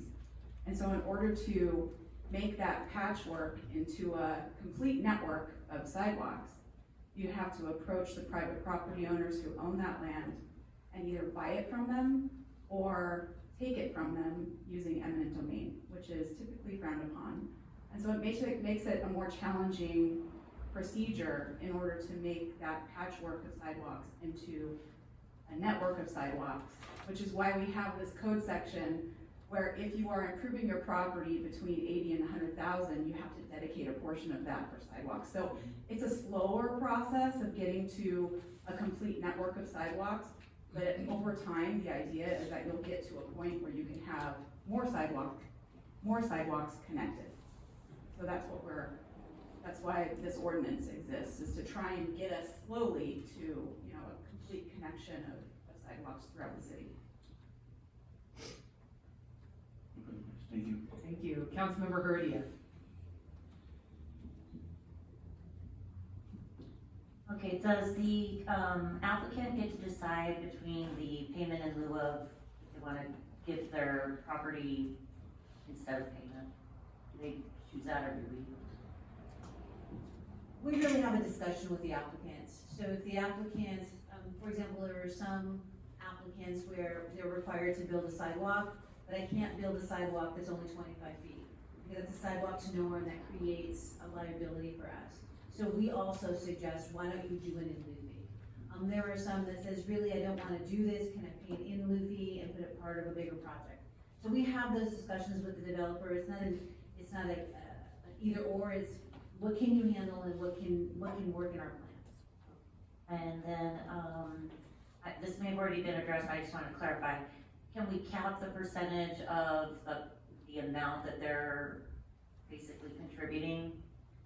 So like, let's say if it's $100,000, we're not asking for more than, say, 20,000 extra? I mean, that's a... So that is not a concept that we've explored. If that's something that the council would like to, and cap the amount of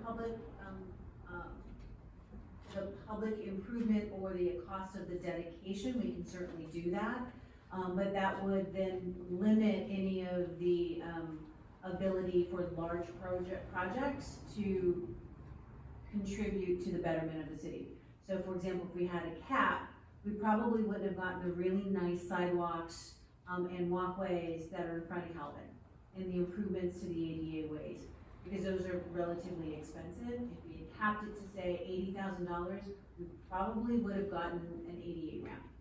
Could we do it, say, just to residential projects, not business? And that's what the idea is we could do that for residential projects, but be mindful that there's also residential developments that are 15 units and 16 units. So you have to be very specific when you say residential development. You want to say residential improvements or improvements to development, because we have housing projects. Like KB Homes had to do that whole length of their project with new sidewalks and curb gutter and a lot of amenities, but that's a residential development. So it really is, the devil's in the details and the definition and what you want to accomplish with that. Thank you. Mayor Pro Tem Mendoza? I have two questions actually.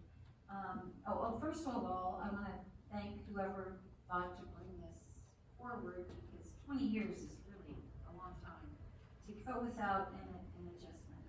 And it was a great idea to bring this up. So then that brings me to the inflation escalator. So how would that work? Like, and how would you annually, who would do that? I mean, what would trigger that happening internally? And would council get a report on that? So I'm just wondering if we have a plan for how that works. I can answer that question. The California Construction Cost Index is published by the state of California Department of General Services. So you can go on their website and you can see what the increase in construction cost is by year. I think last year was 2.6%. I saw it go as high as 13.9%. And some years, there was one year where it actually went down in the past 20 years. So it would be a calculation when engineering, we're looking at building valuation. We'll take that figure starting next year. We'll take that $85,000 figure or that $100,000 figure and at the inflation factor, let's say 3%. So then it would be $103,000 would trigger that, the public improvements. And So who does that? City staff would do that based on the language in the municipal code. It's built into the suggested language that it's adjusted annually, so starting next year in 26. Councilmember Mendoza, excuse me, Mayor Pro Tem Mendoza, it's the city council, your previous city councils that really had, asked staff to bring this back. It just took staff a little while to get there, because of our workload. So you all give yourselves a pat on the back, and the previous councils give themselves a pat on the back, and that's who was the one that brought it forward. And then, under the recommended exceptions, I didn't specifically see solar, but I'm thinking that would come under, tenant improvements that do not increase floor area or occupancy. It's a good point. I didn't see solar in any of the exceptions from the other jurisdictions. Solar now can, It can be very expensive. apply online, but if you'd like to add that, certainly add that to the exception. Yeah, I think we should have. That's all I have, thank you. Thank you for bringing this forward. It is long overdue. I've been out talking to businesses to see what can make it easier on them to be able to survive. And this is one of the things that they pointed to is the cost of public improvements, even when doing a relatively minor improvement, fixing a bathroom, for example, and trying to get a bathroom to be ADA compliant, and then that all of a sudden that triggers a whole myriad of things extra that they have to do when they're just trying to come into compliance. I also understand the need to have public improvements because these businesses are also benefiting from the city paid for sidewalks, or the city paid for streets, or the city paid for lights. And so this is kind of a reciprocity thing. And so they get benefits from what taxpayers have paid to be able for them to have people access their buildings using our streets, but also gives them an additional benefit as well. So I think it's important to keep these. I do think the 80 to 100,000 is much more reasonable. That's a significant improvement. It's not just installing a new bathroom or updating a kitchen. And so I think that those are good exceptions to it. And I think they're necessary to keep. And I think that the escalator makes sense. I still have questions about how are we gonna inform the community and the public about the new rates and what the current amount is that triggers that amount. So we need to think about how that will be communicated to the public.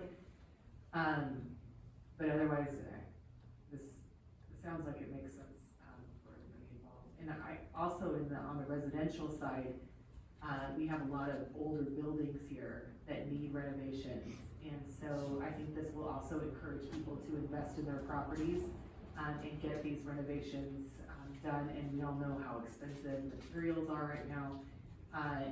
This is a really friendly gesture from the city saying, hey, we see your pain. We want you, landlords, property owners, we all want you to be able to improve your properties. And we don't want habitability issues here. We don't want slumlords, but some people are unwilling slumlords just because they can't afford to fix stuff. And so we want to encourage that as well, to get buildings up to habitability standards. So I think this is a move in the right direction. Anybody else have second round of questions or deliberations that they want to continue? Councilmember Altamirano? Councilmember Payay? Councilmember Garcia? All right, Mayor Pro Tem Mendoza? All right. I'll move that we introduce an ordinance amending sections 12.10.050 and 12.10.060 of the municipal code, increasing the threshold valuation amount and establishing additional exemptions for public street dedications to public street.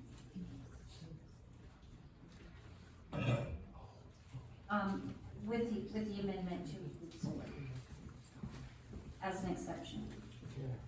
Second? All right, clerk, will you call the roll?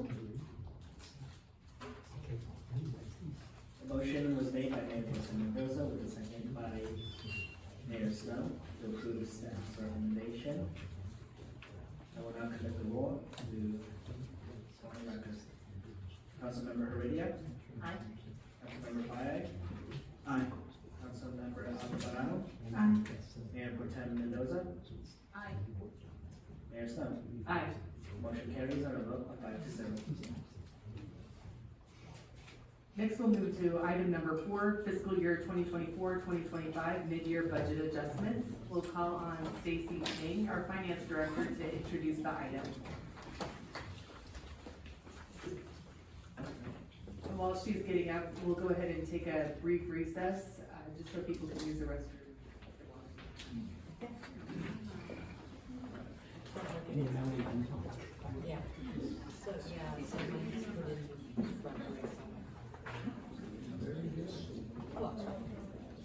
This guy did a complete job. My premise was going down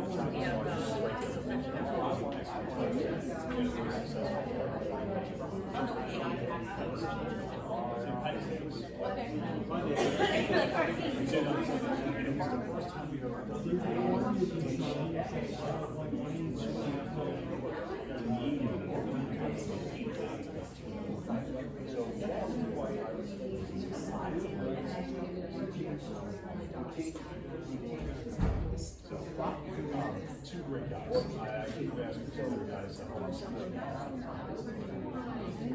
Yeah, thanks for being not sure.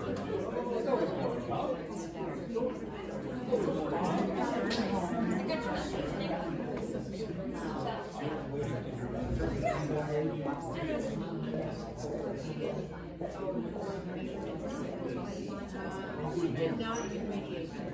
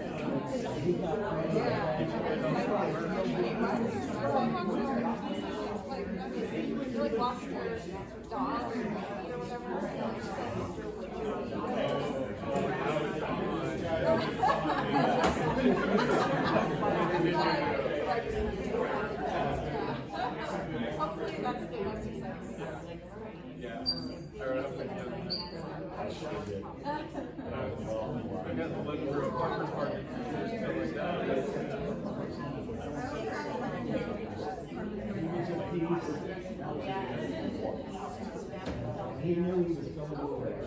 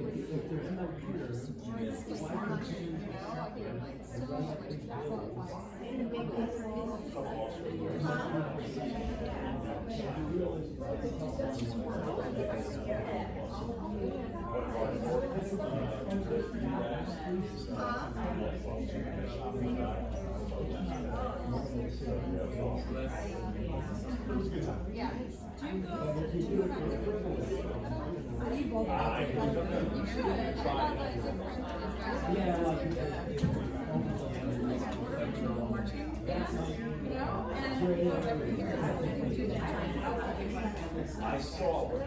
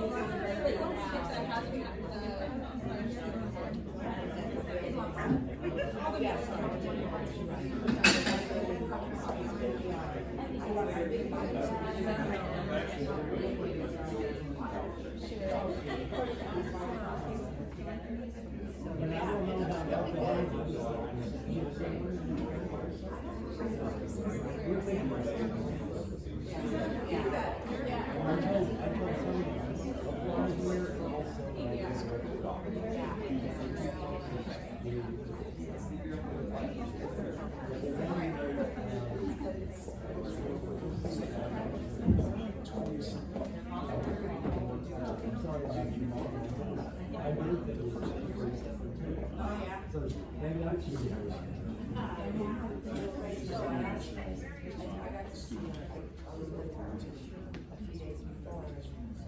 right, we'll go back on the record. And we are on item number 4, fiscal year 2024-2025 mid-year budget adjustments. And now we have Stacy Tang, our finance director, to introduce this item. Thank you. Yes, it's on.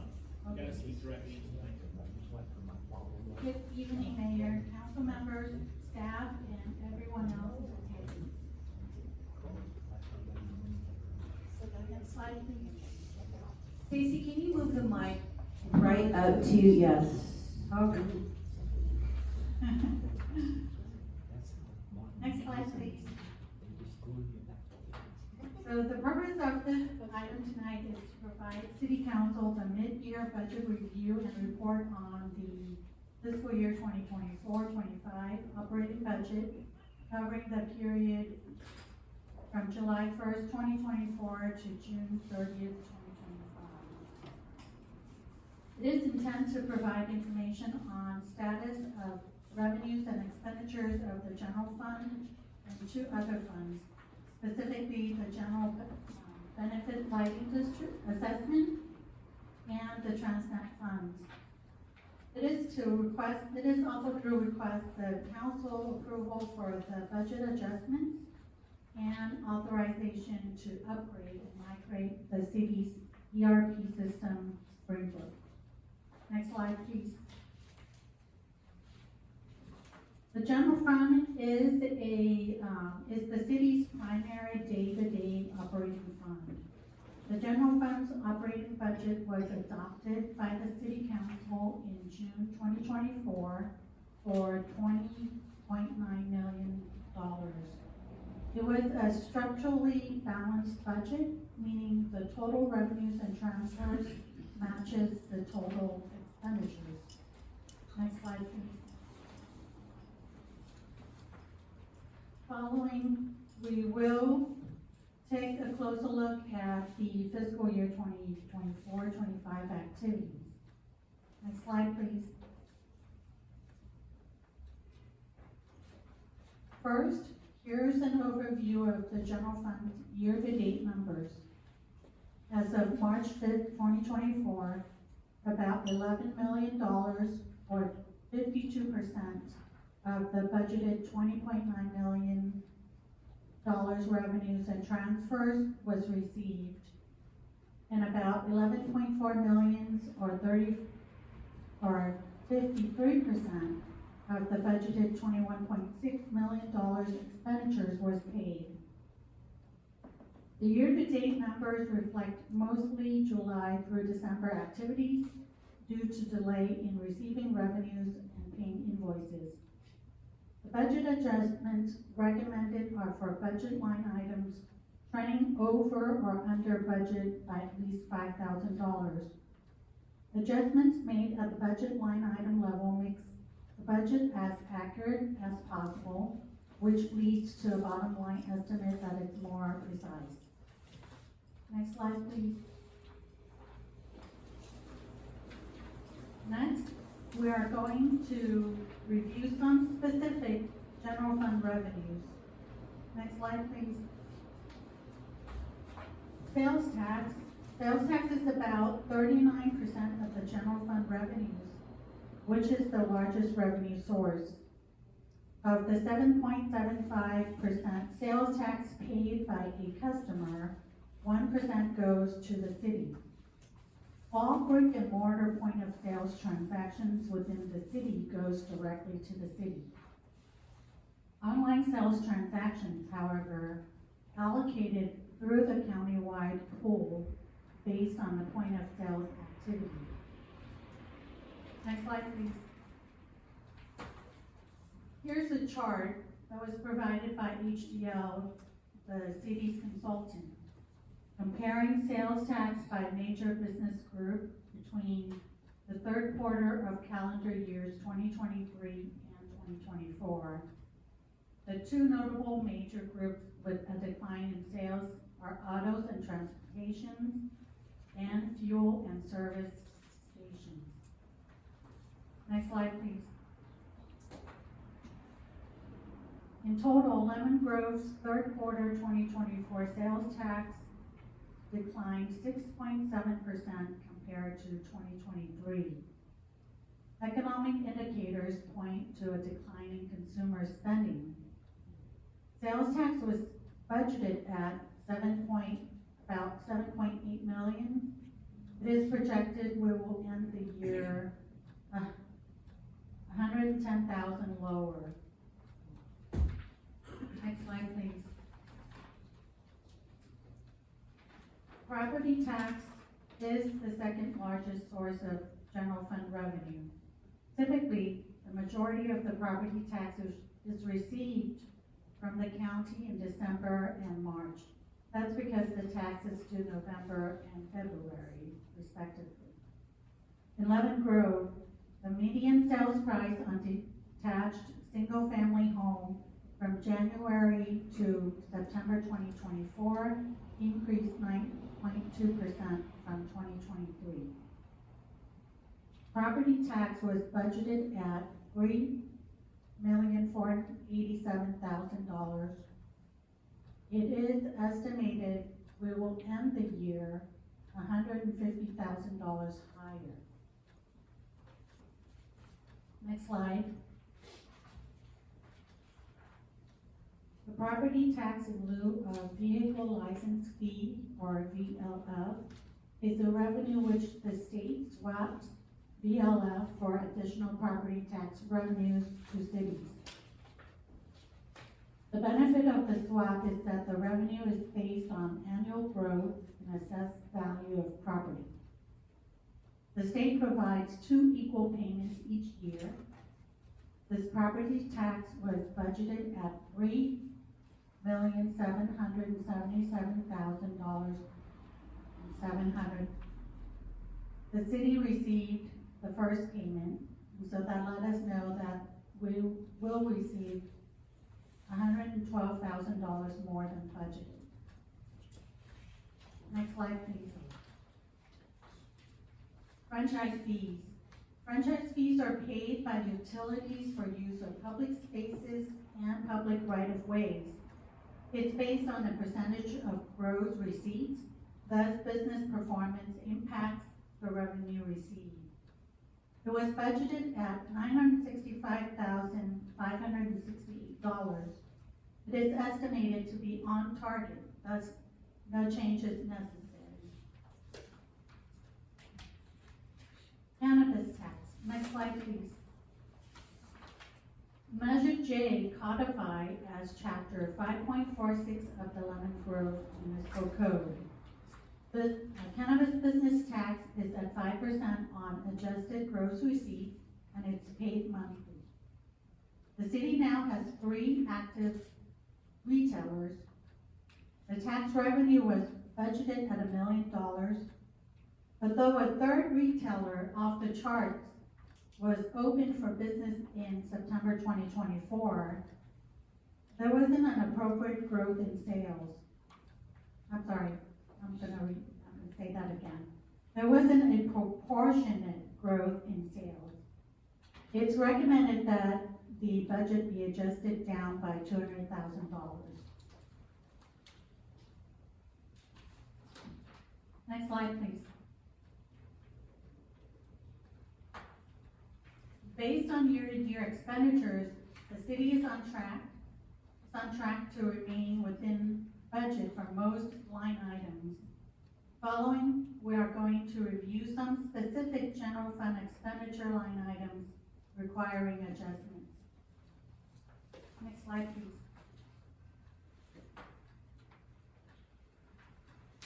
Finance Department is requesting an increase of $20,000 in the extra help line item.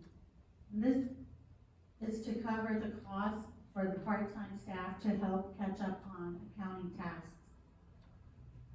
Fire Department is requesting a net budget increase of $45,200 to their budget, which includes the following line items: an $83,500 increase to unscheduled overtime for backfilling staff vacancy. $31,300 decrease to reimbursable overtime because there is a decrease in level of participation in cooperative efforts to provide firefighting crews and equipment as needed during wildfires. An $11,000 decrease in advanced life support supplies. Adding $14,000 for the nurse navigation program, which Lemon Grove participated during the fiscal year. $10,000 decrease to repair and maintenance vehicle because it's anticipated there's cost savings in contracting with the City of La Mesa Fleet Department to repair and maintain the city's fire vehicles. Next slide, please.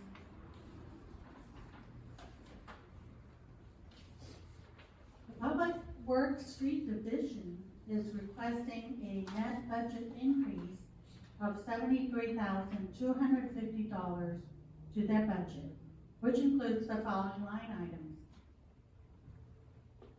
A $25,250 increase to the contractual services for emergency sinkhole repairs not budgeted. A $40,000 decrease to cost recovery, anticipating this expenditure will not be needed. A $38,000 increase to tools and supplies for trash cans replacement in the Broadway Business District and city's holiday decorations. $50,000 increase to special storm drain Davidson for storm drain replacement at Davidson Avenue per the Owen Settlement Agreement from October 2024. The budget will be used for project surveying and design. All the requested expenditure adjustments came to a net total of $138,450. Next slide, please. Here's a summary of the budget adjustments. A net decrease in revenue of $48,322 and a net increase in expenditures of $138,450 resulted in a total of $186,450 to be drawn from the unrestricted general fund reserve. Next slide, please. Next, we will review the budget adjustments to the general benefit lighting assessment and the Transnet funds. Next slide, please. Staff is requesting an increase of $81,000 to the repair and maintenance line item. The $62,000 is for replacing 5 decorative street lights that were knocked down, including 2 recently knocked down on the southern side near Miss Donuts. And a $19,000 is for the purchase of 5 streetlight poles to be kept in stock. So in total, the requested $81,000 increase will be funded from this fund's reserve. Next slide, please. So at this point, I would like to turn this over to Izzy Orgia, Public Works Director, to talk about the Transnet Fund adjustment. Thank you, Stacy. The Fund 14 Transnet Fund is the SANDAG half-cent sales tax approved county measure that was adopted in 1990 and extended in 2004. This fund essentially provides funding for transportation programs, and the city utilizes funds from this program to fund 5 projects. We're looking for a budget adjustment for 2 of our programs. The first one is CIP LG14 traffic improvements, which essentially funds our traffic signal maintenance And this essentially is a clerical oversight, so the budget for this project or program was budgeted for $120,000, and what made it into the budget book was $12,000. But in essence, you know, we're operating as what we normally be, so we just need to correct that. We are getting the funds from Transnet as we would typically be, but we're just looking at correcting that oversight in the budget book. And then secondly, CIP LG 17 street improvements, looking for a budget adjustment of $330,000. And with the way the Transnet operates is every 2 years, SANDAG approves a 5-year transportation budget or program. And over the course of 35 years, per se, there were savings from each of our programs that had amounted to approximately $2.2 million. And so staff had to reallocate those, not additional funds, essentially unspent funds. With this year's street rehabilitation program, we're looking at reallocating the unspent, part of that unspent 2.2 million, so 330,000 of that, to street improvements, which is essentially preventative maintenance. So it would fund our current slurry seals that are occurring as part of this year's street rehabilitation project that is ongoing right now. And then because this is reimbursement based, we have to budget it on the expenditure side and then on the revenue side. So we anticipate that we would get 100% of that back once the reimbursement is submitted to SANDAG. And so that's why you see the revenue aspect there at the bottom. And with that, I'm happy to turn it over back to Stacy. Thank you, AZ. Next slide, please. So next, I'd like to talk about our ERP system update and migration. Next slide, please. Currently, the city is using Springbrook software as its enterprise resource planning or ERP system for finance, accounting, license and permit, and human resources processing. It was implemented in fiscal year 2012 and 2012-13. It's installed on an aging physical server maintained by the city's contractor, Rapid Scale, at an off-site location. Springbrook software has not received necessary upgrades due to limited staffing, time constraints, and budget limitations. Also, the current version of Springbrook software is outdated and will no longer be supported by the company. Next slide, please. Staff recommends to upgrade and migrate to Springbrook's Cirrus. It is a cloud-based ERP system. There will be cost savings from eliminating the need to purchase a new physical server and ongoing maintenance from Rapid Scale. Cirrus has more functionality and enhanced security. The estimated cost for the upgrade and migration is about $50,000, which will be shared between the general fund, gas tax fund, and the sanitation fund. Next slide, please.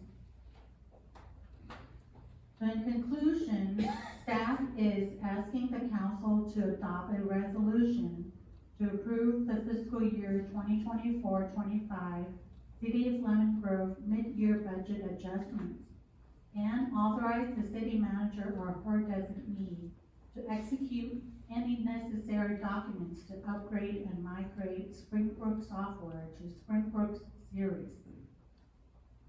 That concludes my presentation, and staff is available for questions.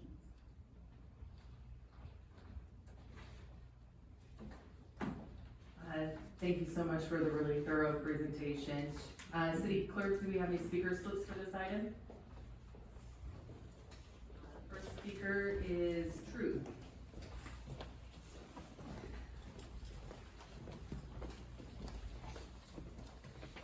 Hey there. Okay, we got highlights or maybe lowlights. You got the 3 dispensaries, and even though a new one was added, the combined retail sales is staying flat or trending down. Well, I remember Allison saying something about how she was so thankful because of bringing in so much money. Apparently not enough. And then you had the audit of a dispensary that gave them a $90,000 refund. How did that happen? Oh, $200,000 below budget. So apparently the city was off the charts in its expectations on what it would collect. How ironic. And the city entered into an agreement with the city of La Mesa Fleet Department to perform repairs and maintenance of the city's fire vehicles. So it sounds like La Mesa has a side business. How can Lemon Grove get a side business? And let's see, you don't want to have staff wasting hours cleaning up preventable messes, so you got 7 replacement trash cans for the business district for $13,000. So are they gonna be enclosed trash cans this time, I hope?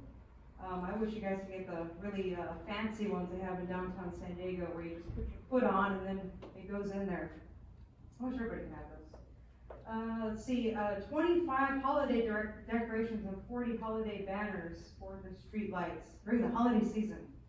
And you're gonna get a significant discount by ordering in advance. The city currently does not have any holiday decorations, so that sounds like a good purchase.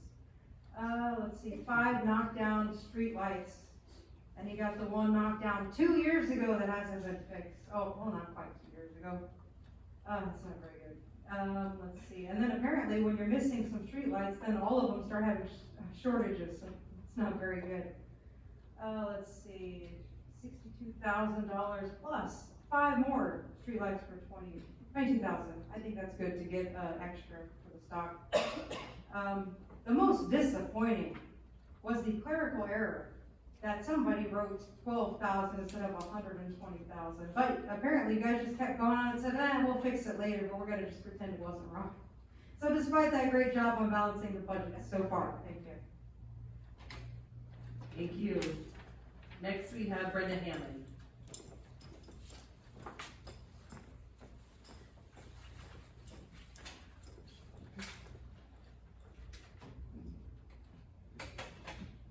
Hi. I don't know, first of all, I want to say I'm not an atheist. I know some of you think I am. But I don't know if I'm the only one that has noticed this. Someone just left the room. These pop-up churches that are holding services in their houses so they can have tax exempt on their mortgages. Those are the pop-up churches that pray P-R-E-Y, not P-R-A-Y on people. So I'm just looking at the property tax thing. And then also, I'm just curious, with the cannabis business tax, when they have to pay every month, do they pay in cash? Because I'm just curious how they do that, because they can't have bank accounts or anything. So just curious, can you educate me on both of those things? Thank you. I'll ask city staff to address those issues. Thank you. So first up, I will address the cannabis issue. So we underwent an audit with our 2 cannabis businesses with HDL, ensuring that those businesses remitted the right amount to the city. And that's a routine thing that is done in other jurisdictions as well. And since we had 2 at the time, we thought it was a good business practice. What it turned out to be is one of the businesses overpaid us, and that's where there was the overpayment. And so we agreed to, instead of them remitting each month, that we would hold that $90,000 and credit their account until we get up to the $90,000. So that was the $90,000 one. Now the business tax with the cannabis, under the state of California, they're allowed to do online transactions. They have a checking account. So the state of California has sort of solved their banking issue.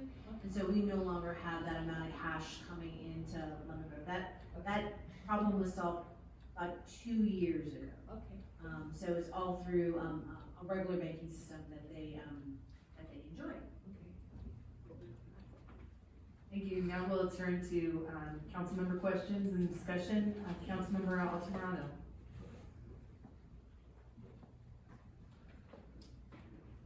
Okay, so can you confirm,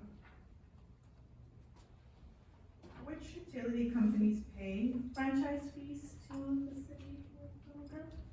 I can answer that. Is my mic on? Yes. Yes, okay, so, we have SDG&E, EDCO, Cox Communications, and DirecTV. And are we allowed to share what percentage they each pay, or what the total income that we receive among all of them? We can give you the income, we don't have the actual percentages because those vary amongst the jurisdictions, but Ms. Tang can tell you the aggregate amount that we receive. The amount that we received so far, I'm sorry, I don't. I only have the projected amount, which we projected that it will be on budget. Councilmember, if there's a question we can't answer, and this goes for all of the body that is up here, we will, reach back out to you, so we have those direct questions.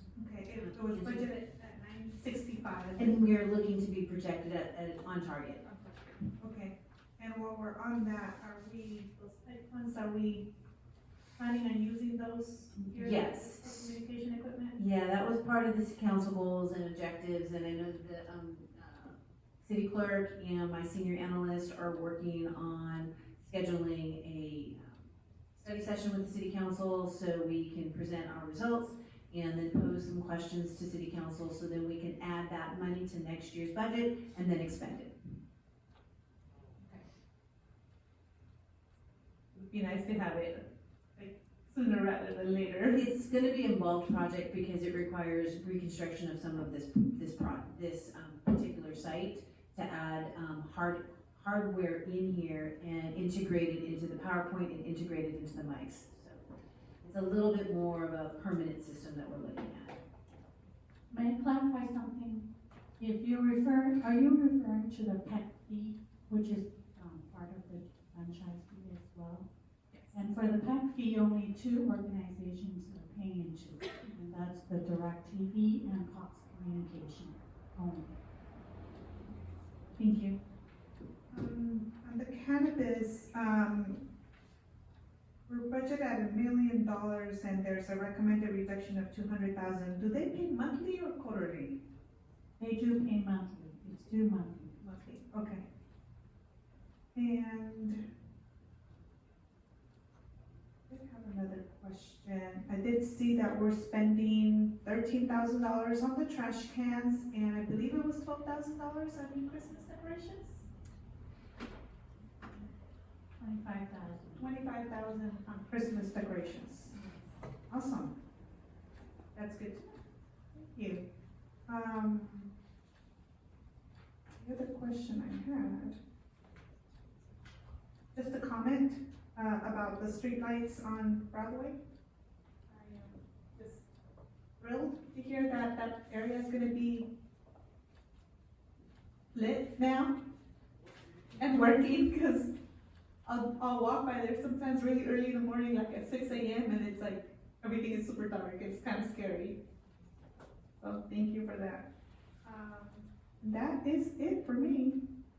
All right, Councilmember Fayad? I'm sorry. Oh. Can I back up? Sorry. On the sprinkler Councilmember software. Altamirano. On the software the accounting software that we're using, the cost is $50,000, but do you know what the approximate saving cost is for the aging physical server that we would have to replace with? I don't have that number for you. All right, thank you. City Manager? Ms. Altamirano, I went back and looked at our contract and our ongoing costs for our servers that we have our various applications on, costs us per server about $30,000 a year to have maintenance with our contractor that does the maintenance. We were looking at purchasing new servers for specifically Springbrook, and I put a pin in that. So the company did not give me a cost of that, but servers, depending on how much RAM you need and how big those servers are relatively expensive, $50,000 to $100,000. And those are the kind of corporate servers we would be having to get to house all of our finance, HR, and building permit information on one server. So would it be safe? Okay, there I am. Would it be safe to say that we are saving approximately $50,000? I think it would be safe to say, we would have a true up cost, even with the $50,000. I think we would be saving, some dollars with the new software, but we're also gonna be creating some efficiencies that we currently don't have. And some of the cloud-based system moving to this new system that we're looking at will help us do an online storefront, will integrate better with some of our other programs that we have. It has more functionality that we currently don't have. And the company Springbrook company doesn't offer any updates to the current software, and was told within 18 months they were no longer supporting that software, which means if it breaks, we're done. And a new ERP system costs anywhere between $250,000 and $500,000. So we're saving significant money with staying with our same system and improving the software with this update. You mentioned online store. What kind of services would we be able to provide online? So people can do day camps online. They will be able to pay business license online. So we don't have that sort of online store portal right now, and this will help us So, yay. you know, Thank you. All right, Councilmember Fayad. Are you good? Stacy, thank you for the presentation. Izzy, thank you. If we can go to the general fund expenditures, Stacy, I'm looking at the extra help of $20,000 to part-time staff to get caught up. Is that, do we need to hire that, or is that current staff? So we did hire a part-time, and the part-time person already helped us caught up with our task. Okay, so we're caught up? Or is that somebody that we're gonna keep on staff? So that we caught up.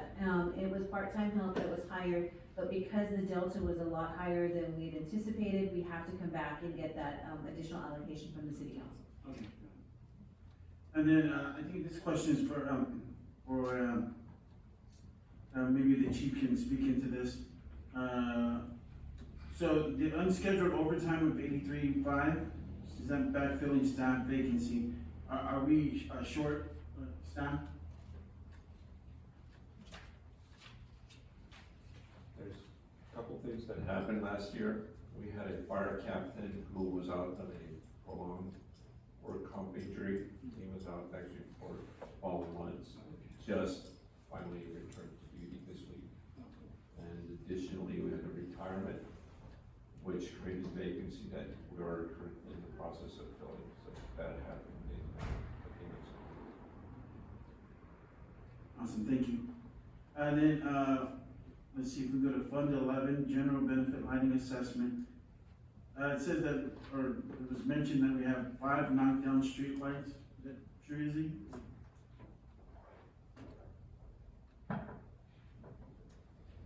Councilmember, yes, in the Broadway Business District, there are 5 in total. I believe 4 on the south side and 1 on the north side. These are decorative street lights. So they have the double hang lamps. Correct. So question for you, how did they get knocked down? Was there a car accident? So the most recent one, December of 2023, there was a car accident that took out 2 street lights, 2 palm trees, crashed into the businesses near Miss Donuts. from what I understand from that accident, was a really violent accident, and so it was third-party related. The other 4, I don't have any history on that. Those were, they predated my employment with the city, and so I can't speak to those, but in order to get the entire corridor lit up and troubleshoot any shortages or anything like that, it was obviously recommended that we replace all the missing street lights to rule out any issues with the conduit and wiring from the missing street lights. Okay, I appreciate that, thank you. With the car accident though, doesn't insurance cover some of that at all? We are working on that claim, and so we will bring that back to the council for consideration of a potential settlement. Okay. Excellent. Trying to think. I'm gonna use up my time before Yanni. No, I'm good, thank you very much. Councilmember Heredian. Okay, yes, so I believe the sanitation department or district, has to self-fund itself, correct? So the 20% that they would be adding to the, software upgrade, is that based off of their use, or how does that get figured out? Okay. Answer is yes.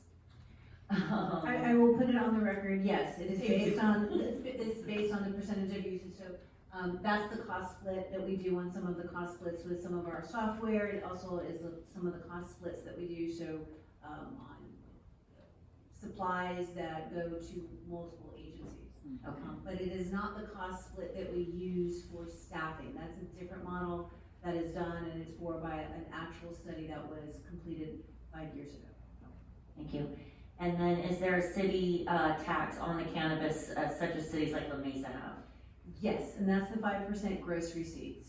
That's added on? Yes, that was the Measure J, and that is 5% gross receipts for that, which is what elicits the $800,000 a year. And both Ms. Tang and I have been on some statewide efforts in cannabis sales are down everywhere, and some of it is the economy, some of it is the high taxation from the state, and for ours, I think it's market adjustment and a little bit of the economy. And so that's why we were off when we did the estimates, because we assumed that the new dispensary would sell more robustly as they opened up. Thank you. Mayor Pro Tem Mendoza.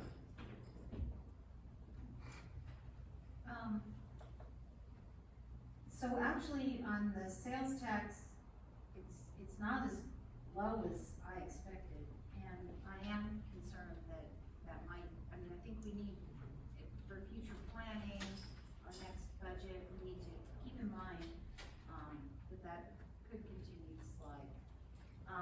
Even though we do have a new, sales tax that's going to be going into effect on July 1st. I knew that.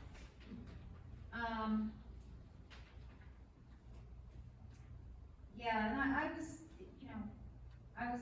with the new, I'm not surprised about the new cannabis business either, because there's 3 businesses, they're all selling the same thing to the same people, and I really didn't think that was gonna go up as much as we were projecting. I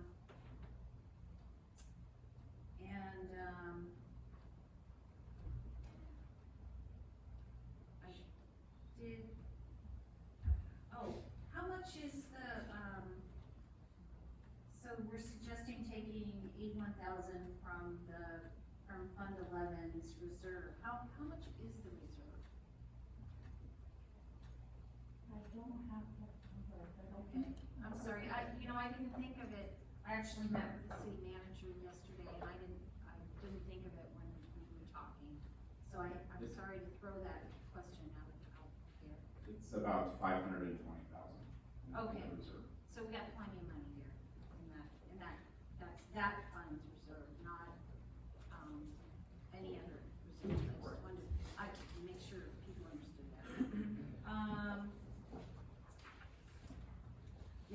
what, watch where we put those zeros. Could have been worse, it could have been $1 million instead of $100,000.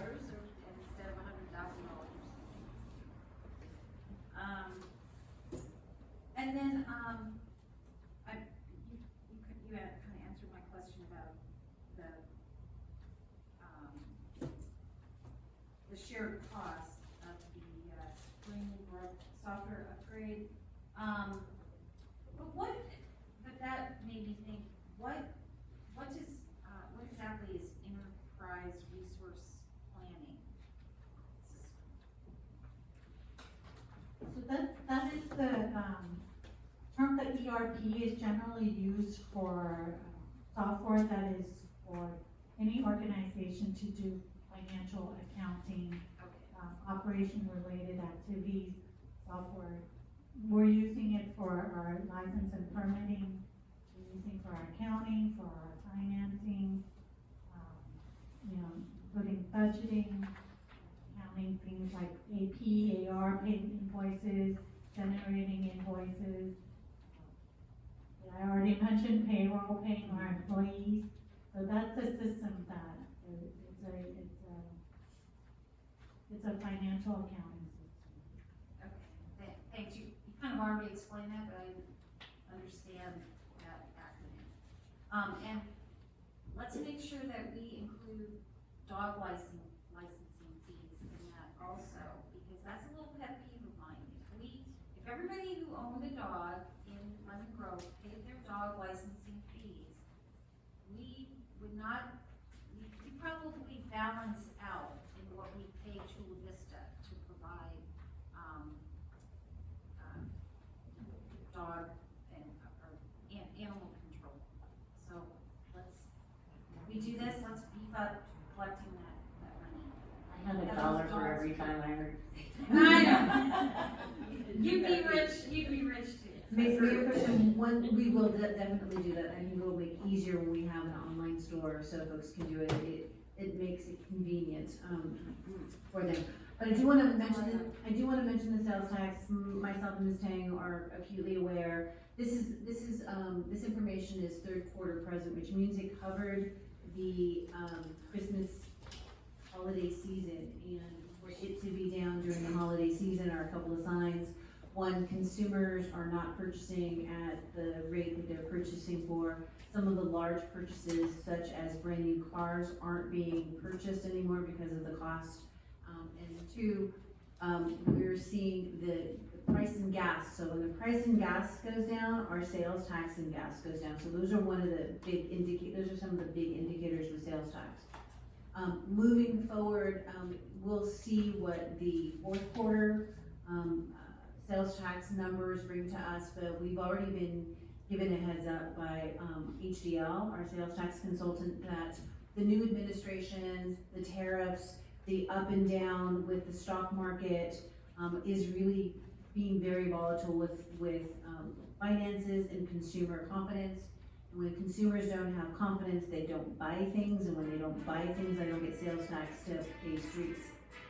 So we need to make sure that, so we're watching it really, really closely, because at 39% of our general fund, it is a significant amount of money if we the add-on sales tax is not at the same risk, because the add-on sales tax includes internet sales, which we currently are not collecting on. So that is a new revenue source for us, and those folks that continue to purchase from the internet will be able to reap the 1% numbers opposed to going into a physical store. So we'll wait to see. The tariffs have not appeared yet, but that is something that is definitely scaring me, and once we start talking about the 25-26 budget and our revenue projections, we'll go more into that. But the fact that we've got a lot of construction industry here and business-to-business sales, if lumber goes up, steel goes up, raw materials go up, folks will buy houses, build houses, improve houses, and those numbers will plummet down, and that's when we'll see a large decline in sales taxes to the business-to-business opposed to consumer-to-business.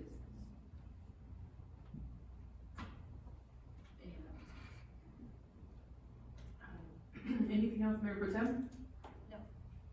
All right, so I have just a couple of questions. Most of mine were asked. I actually have check marks on them. When do we think that the fourth and fifth cannabis, entities will come online?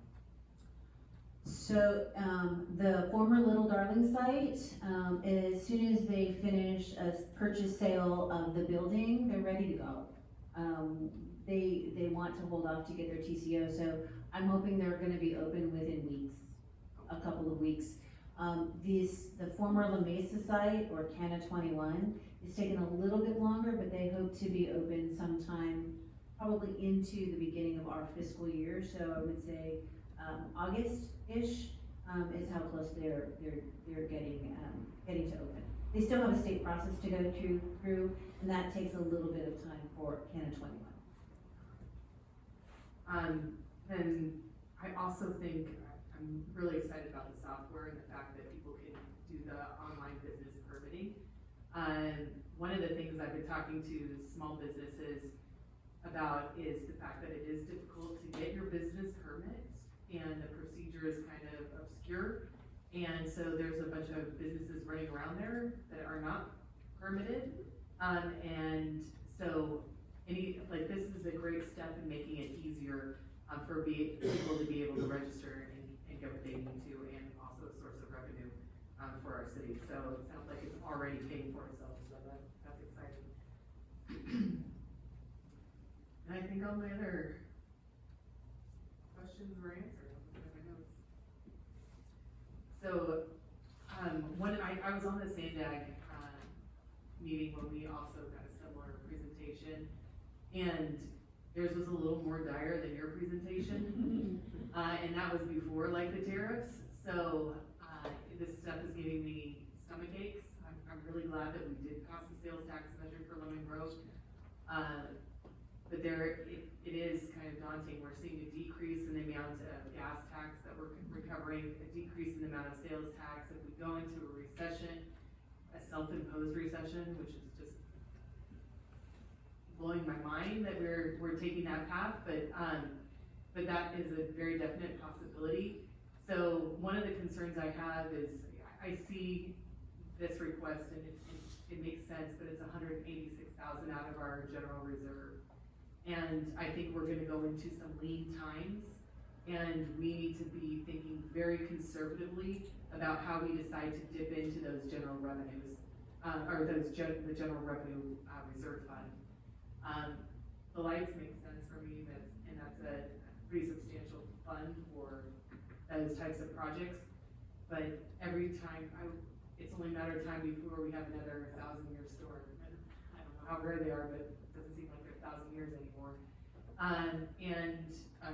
One wildfire, one incident away, and we can really see some harm. So I just want to make sure we're really actively protecting that reserve and building it.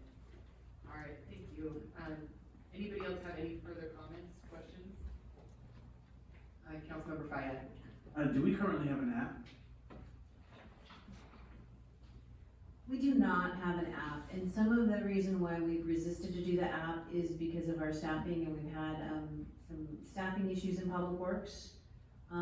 Usually the app is to report a problem, and that's what most cities use an app for. We don't have that yet, and until we can get fully staffed and get some of the equipment we need to make Public Works more efficient, then we'll be able to get the app. But we're way behind on pothole refilling. We're way behind on that right now. And so adding additional people complaining about or reporting issues in the city will put that backlog a lot further. Okay, but with the Springbrook software, would that help? No. No, okay. That's very specific, so the Springbrook software is very specific to our finances. So it'll help make us more efficient on the customer base for us. It'll help internalize some of our processes. It'll marry HR inputs to finance inputs. It will allow instead of manual updates that we have to do, say, for the building department, each year when Sandig increases their, Transnet fee, we can do that just online with a computer. So there is some efficiencies going to this for staff. Okay. And then one more thing, so internet sales tax, is that July 1? July 1 is internet sales tax, so if, hopefully, I won't say this any, outside this venue, but if anybody wants to have large purchases, do it June 30th. Otherwise, after July 1, we get all that money. Yeah. And then, so does that include like Instacart? Yes. Okay. Yes, everything that is online, that is a front sales store, that is, subject to sales tax. Anything you buy on Amazon, anything you buy online from any department store, there's a sales tax associated with that, and our new sales tax will be associated. Thank you very much. Yes, Councilmember Alvarado? I didn't see, is there any change to the digital signs, we collecting revenue from that, and is there any change to that? There is no change to that. We have a 20-year contract, and we pretty much understand what the CIP is gonna be every year, so we plan that fairly well. The one unknown, and we won't know until closer to the end of the fiscal year, is what our revenue share check is going to be, because that can be higher or lower. And if you remember, as part of the contract, we share in revenue for the sales ads that Outfront sells. We share 25% of the revenue ad comes back to us, plus the monthly lease payment that they do on our land. In the past, how much have we collected in annually? So our lease payment is a little over $250,000 a year. And last year's bonus payment was about $187,000. For 130,000, more or less. Excellent. So I move that we adopt a resolution to approve the fiscal year 2024-2025 City of Lemon Grove mid-year budget adjustments and authorize the city manager or her designee to execute any necessary documents to upgrade and migrate Springbrook software to Springbrook Cirrus. I'll second. Clerk, can you call the roll? Yes, the motion was made by Mayor Snow with a second by Councilmember Fahey to adopt staff's recommendation. I will now conduct the roll to go on the record. Councilmember Altamirano.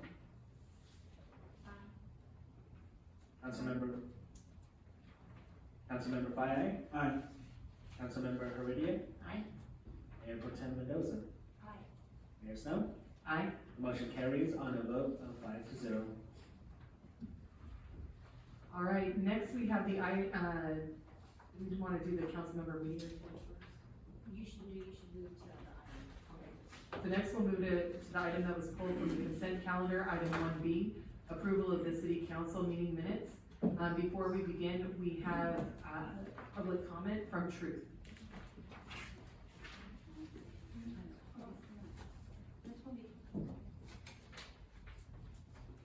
I wanna know what, Nadira's gonna say. Is this on? Does it sound on? Yeah, if you want to wait until after she's made hers, we can trail public comment to after. No, I'm gonna comment now. We'll just leave, just leave it a mystery. It was rhetorical, how dare you? Okay.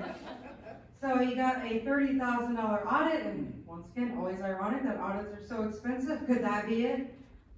Interesting that some federal laws don't allow local planning commissioners to discuss the real health impacts of toxic cell towers. Page 8 has the words, a word, sheriff's misspelled. That's very important. Oh, here you go. $25 photo in the lobby and $25 worth of business cards. That means you finally made it in life. Congratulations. And $293 for the cleanup of the March 4th council meeting. Did you guys get tomatoes thrown at you by chance? Thank you.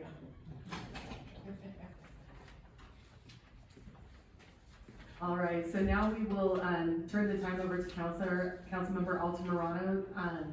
Since you had the opportunity to request this item pulled, can you please proceed with asking your questions to staff? I had a couple of questions on some payments that were issued.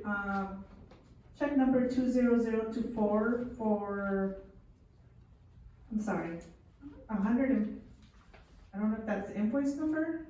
So it was to Bonnie Baranoff, L, February 13, 2025 for LG2 Homeless Strategy Coordination, for $1,000. I was just wondering what that covered. Thank you, Councilmember Altamirano. The city's underway, my senior analyst, Portland Bates, is working on a homeless strategic plan. And one of the things he needed was, somebody that is in the profession that can assist him in doing the homeless strategic plan. And so that's what Ms. Baranoff is doing, is helping assist us create our homeless strategic plan. She also assisted on 2 public meetings that we had, with the community to get their input on what they would like to see with our homeless strategic plan. So she's been a consultant with him, and that's what that $1,000 is for. We should be back to the council fairly soon, because we want to include perhaps an allocation in the budget if the council so sees fit, to fund some of the strategies that were out of those meetings to the homeless strategic plan. Okay, does the $8.4 million grant, is that incorporated into this plan? The $8.4 million is incorporated into, or will be incorporated into the strategic plan, but it is, because it's not revenue that we are receiving, it'll just be, we're gonna continue working with the Regional Task Force on Homelessness, to implement this grant, as a partnership. Thank you for that. And the second one was for check number 20116-211 to Rick Engineering Company, dated March 6, 2025, and the memo on it is Troy Street Cabins Professional Services. Just wondering what that covered and the total that the city of Lemon Grove has spent for the Troy Street Cabins. So this specific request was a gentleman by the name of Greg Mattson. He is an experienced planner with Rick Engineering. And because I don't have a lot of staff, I need somebody to be my number 2 or sit in with me when we have these meetings with the county to assure that we're technically correct in the discussion with them. At this particular one, the county was having a virtual meeting and I had a conflict and I couldn't attend, and I asked Mr. Mattson to attend in my stead. To ensure that the previous meetings we had months beforehand, that the county was still on track to convey the information that they had conveyed to us. It's just a double check to make sure they're staying truthful. So that's what that check was, and it was a past invoice. I failed to turn it in, and it was a past invoice that goes way back to October of last year. I don't have the total amount, and I promise I will get that to you. I did not have time to go through all of the allocation, but it wouldn't exceed probably about $1,000 because Mr. Mattson and I traded it off. The last time we had a real expenditure was probably middle of 22, and then after that, the county pivoted and focused solely on Spring Valley, and we weren't invited to meetings. Thank you, Lydia. Any other questions from council members or Mayor Pro Tem? Okay. Can I get a motion on this item? I'll motion to approve the consent calendar, item B, 1B. And I'll second that. The motion was made by Councilmember Heredia with a second by Councilmember Altamirano to ratify the demands covering February 11, 2025 through March 10, 2025 for item 1B. I will now conduct the roll to go on the record. Councilmember Fayai. Aye. Councilmember Altamirano. Aye. Councilmember Heredia. Aye. Mayor Pro Tem Mendoza. Aye. Mayor Snow. Aye. Motion carries on a vote of 5-0. All right, and finally, we have the council member meeting reports. This section of the meeting is dedicated to reports from the city council about meetings they attended at the expense of the city. The report is a brief summary of the meetings that you attended in your capacity as a city official. We'll go ahead and start with Councilmember Altamirano. On March 5th, I attended the Lamesa Chamber of Commerce. They had a business expo. I attended that. It was just really nice to see all the business owners bring food and offer all kinds of products that they sell or services. They raffle all kinds of goodies. And it was raining and it was a packed room. I was surprised to see so many people there. Then on March 15, I attended the Lemon Grove Multicultural Fair, which was really, really nice. We've had it in the past at the Pomerod, and parking is hard. There is a lot of people, but not as many people as there was here. There was a ton of booths and lots of activities for the kids. I still wish that there was more community engagement. There was a lot of fun things to do, and I really just wish that there was all kinds of kids and families there. It was just a really good opportunity to get to witness the potential that our city has. So I'm excited for that. Hopefully they have it on an annual basis and it slowly grows and more people know about it and plan on coming. I also attended the Lions Club speech and debate contest, which was very, very good. I was really impressed with the two contestants. I was amazed and I learned a lot. They are. And lastly, this morning I attended the East County Chamber of Commerce meeting, and that is it. All right, Councilmember Fahey. Yes, let's see, Saturday, March 15th was super busy. In the morning I helped with food distribution. That was awesome. We kind of had to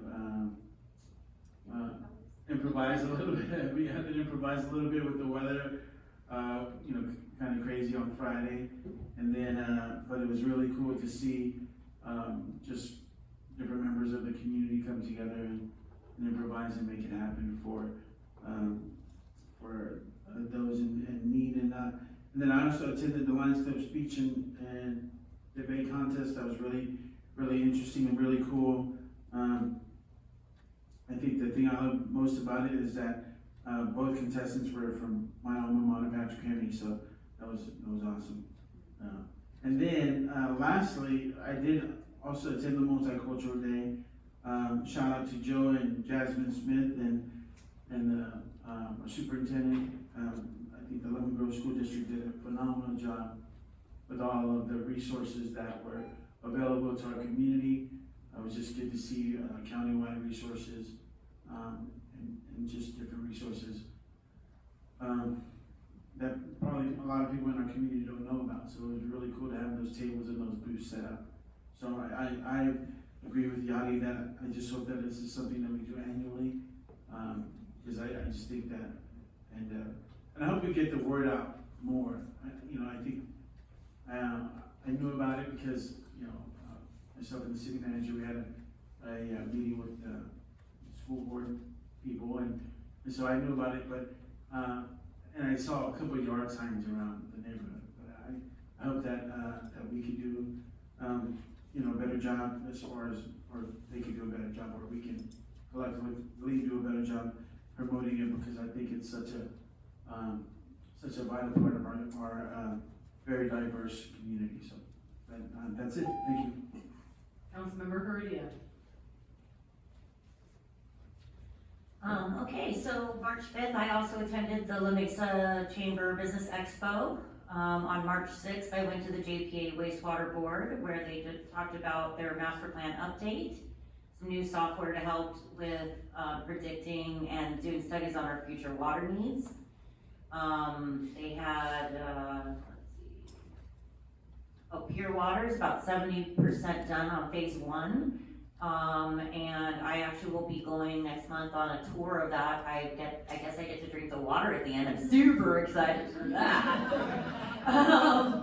I've heard it's the tastiest water around. Coincidentally, I did go on a water tour of the Lower Colorado. Jennifer recommended that I go. and it was actually wonderful. I've never been to most of the places on the tour. I felt it was really educational for me, being on the wastewater and the water board. It's kind of a good time to get, like a crash course on all that, because we're getting ready to intersect here. And, I wanna make sure my water that I'm drinking is good, but I don't want you coming at me if it ain't. Today I actually attended a luncheon with Summer Steffens, and we spoke about homelessness and new crime laws, in the state of California. And also, I would like to remind everybody that the Lemon Grove Lions Club Chili Cook-Off is this Saturday at St. John's, I always get them confused. And I just want to put it out there that I am in my 3rd year of competing. I've never even come close to winning, but I'm bringing back the vegan chili. Mayor Pro Tem Mendoza. Okay, it's been a long month.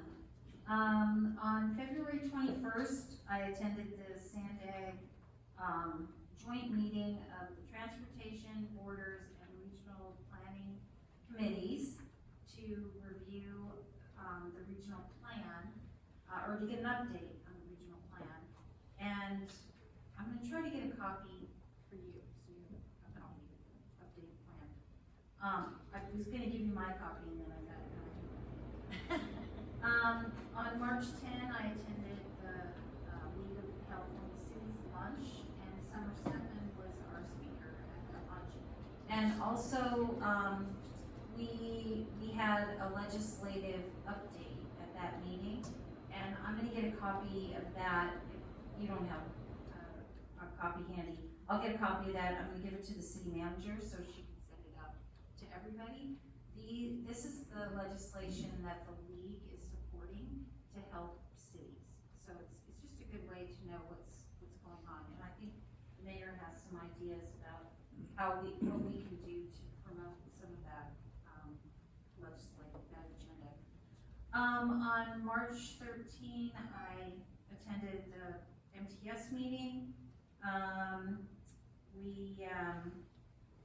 A couple of our agenda items included an overview of the Disadvantaged Business Enterprise Program, an annual safety performance review, and the fiscal 2026 capital improvement program. We did our MTS mid-year budget amendment, and we're still facing that structural deficit of $81.5 million. We received a transit operations insourcing feasibility study and mid-year performance monitoring report of MTS's performance. I'm almost done. February 14, I attended the San Miguel Elementary School Leadership Day. Of course, I spent my time in 1st grade, but I did visit some of the other classrooms, and I think every school, I don't know if every school does a Leadership Day, but San Miguel does it every year. And it's an opportunity for the kids to actually,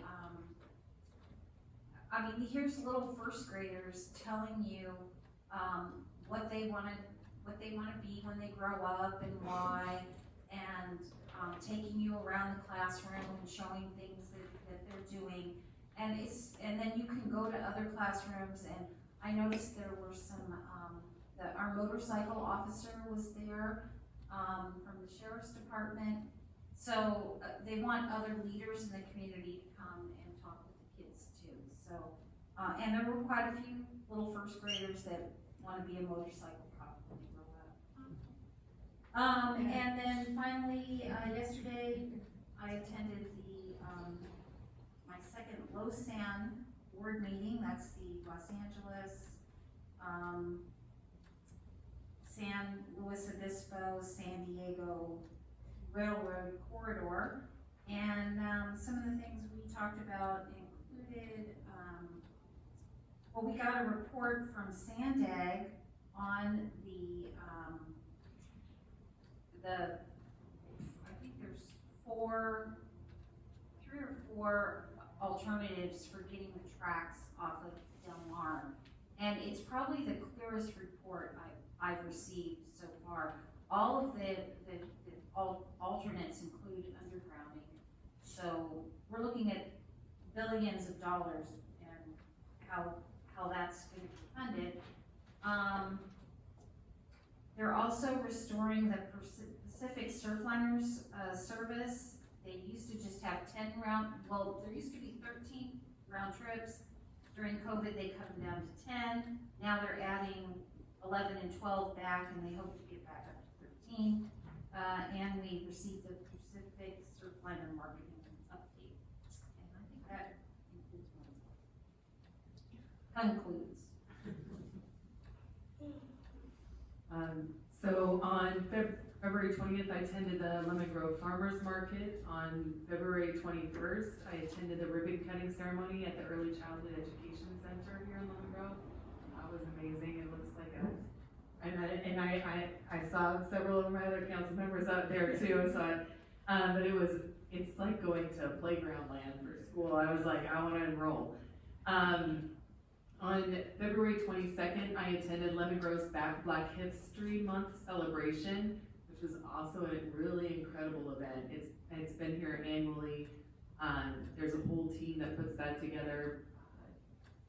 Again, Joe Smith, Joyce Moore, some really, really incredible people. And one of the featured artists at that program was Calvin, and he's just incredible. So it was really nice to be able to meet the artist and talk with him and see his array of art. On February 27th, I attended the San Diego Chamber of Commerce 154th anniversary celebration. On February 28th, I attended Sandag, where the big topic was the Little Sun, and trying to look at the different valuations on those and move forward. They decided to move forward with the staff's recommendation to look at 5 different options. So that'll be interesting going forward. We heard a lot of comment, and I spent a lot of time reading public comment on that. On March 1st, I was able to take dinner to the Interfaith Shelter. And Jennifer Mendoza was heading that up. On March 5th, I was able to go on a trip with Meals on Wheels, and that was really fun. We were able to see more about the program, how it impacts our community members, really got to meet some treasures in our community, and how vital this program is to people's survival. On March 3rd, I attended the press conference and was there with all the council members here, and we were able to that $8.4 million. So we had the chance to receive a grant through the Regional Task Force on Homelessness, and we will see significant increase in the support that's available to our community members who are most struggling. Those that are living along the 94 corridor there, it'll be 102 people who can be served by this program, wraparound services, all the things that you need to be able to survive. And so that's really incredible. It includes the housing and the services, so this was a huge move for Lemon Grove. On March 6th, I attended the Lemon Grove Historical Society's honoring the history of the Lemon Grove Little League. On March 6th, I also attended the NBC7 Meet the Mayor with Politically Speaking. On March 7th, I attended the MOGO Governance Gala. It's a local nonprofit that really promotes social justice, and if you're not socially just, then they will take you to court. On March 8th, I attended the Lemon Grove Little League opening day. March is a really great month for Lemon Grove. March 10th, I attended the County Selection Committee, and there we were able to select the new air pollution committee control representative for one of the districts. And then on March 10th, I attended League of Cities. I'm the first chair, so I was able to run the meeting. Our president was out for the day. And we had Summer Steffen there, and she presented on Care Court. So it was really interesting to see how Care Court's being rolled out and she went really into depth on that, so that was great. On March 11th, I attended, at the invitation of the House of Metamorphosis to come see their facilities. On March 14th, I attended San Miguel Elementary Leadership Day, and those people were amazing. They were on their 8 leadership principles, and they had tour guides extraordinaire who kept us on time. And I was like, I need this person in my life. And she was like, you have 7 minutes. Okay, you were concluded. Please follow us. And they were great. On March 14th, I also attended another SANDAG meeting, and there we were talking about the bus system, and right now, the 4 people who are on our buses, who drive our buses, really don't have a place to use a restroom except for locked out houses, which at 4 o'clock in the morning is not where you want to hang. And so we're trying to get facilities ready and up and running, pushing that forward so that they have a place to be able to, stage their buses and also be able to use facilities as they need them. On March 15th, I attended the Lemon Grove Food Distribution. On March 15th, I also attended the Lemon Grove Lions Club speech contest, and I got to sit next to the winner. And then on March 15th, I attended a multicultural festival and chess competition, which is the 5th annual multicultural festival and chess competition. So it's here on an annual basis. It's really fun. The school district knocks it out of the ballpark. The first time I went, I was like, when did chess get cool? But it is really fun. The kids are super into it, and the competition was amazing. And Brenda Hammond was there dancing. And we also had the Lemon Grove Academy junior high dance team that was there that dances with Transcendence. So there was incredible presentations. We had dragon dancers. We had all kinds of stuff. So it was a really, really fun event. And that is it.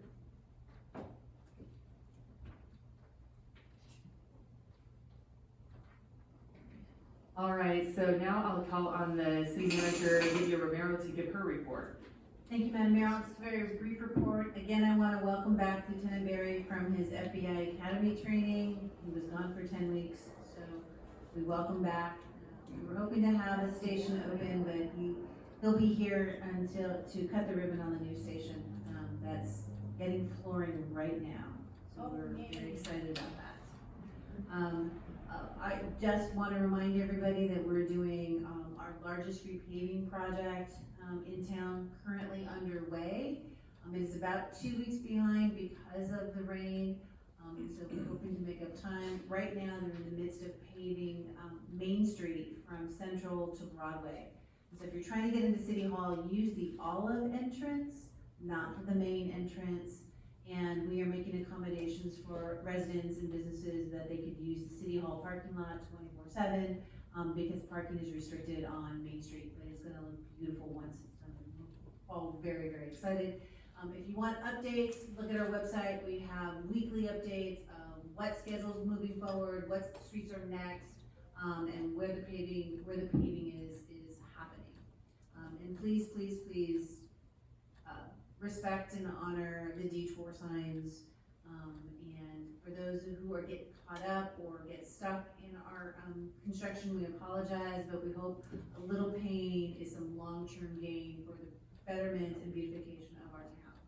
And then lastly, Measure T Committee is having its initial inauguration meeting on March 26th in this very room at 6 o'clock. It's really going to be an organization meeting for the Measure T group. They're going to choose a chair and vice chair. They were also going to choose their permanent date and time to meet. And then we're going to give them our expectations and their schedule for the next couple months. So, it is a public meeting, yes. It'll be publicly noticed. We were updating the agenda today. So on March 26th, they'll be in this room at 6 o'clock. And with that, that concludes my report. Thank you so much. And next we have City Attorney Kristen Steinke, and she will adjourn us to the meeting into closed session. Thanks so much. Madam Mayor and members of the City Council, we are adjourned to closed session for a conference with legal counsel on anticipated litigation under Government Code Section 54956.9B4, regarding one potential case. Thank you.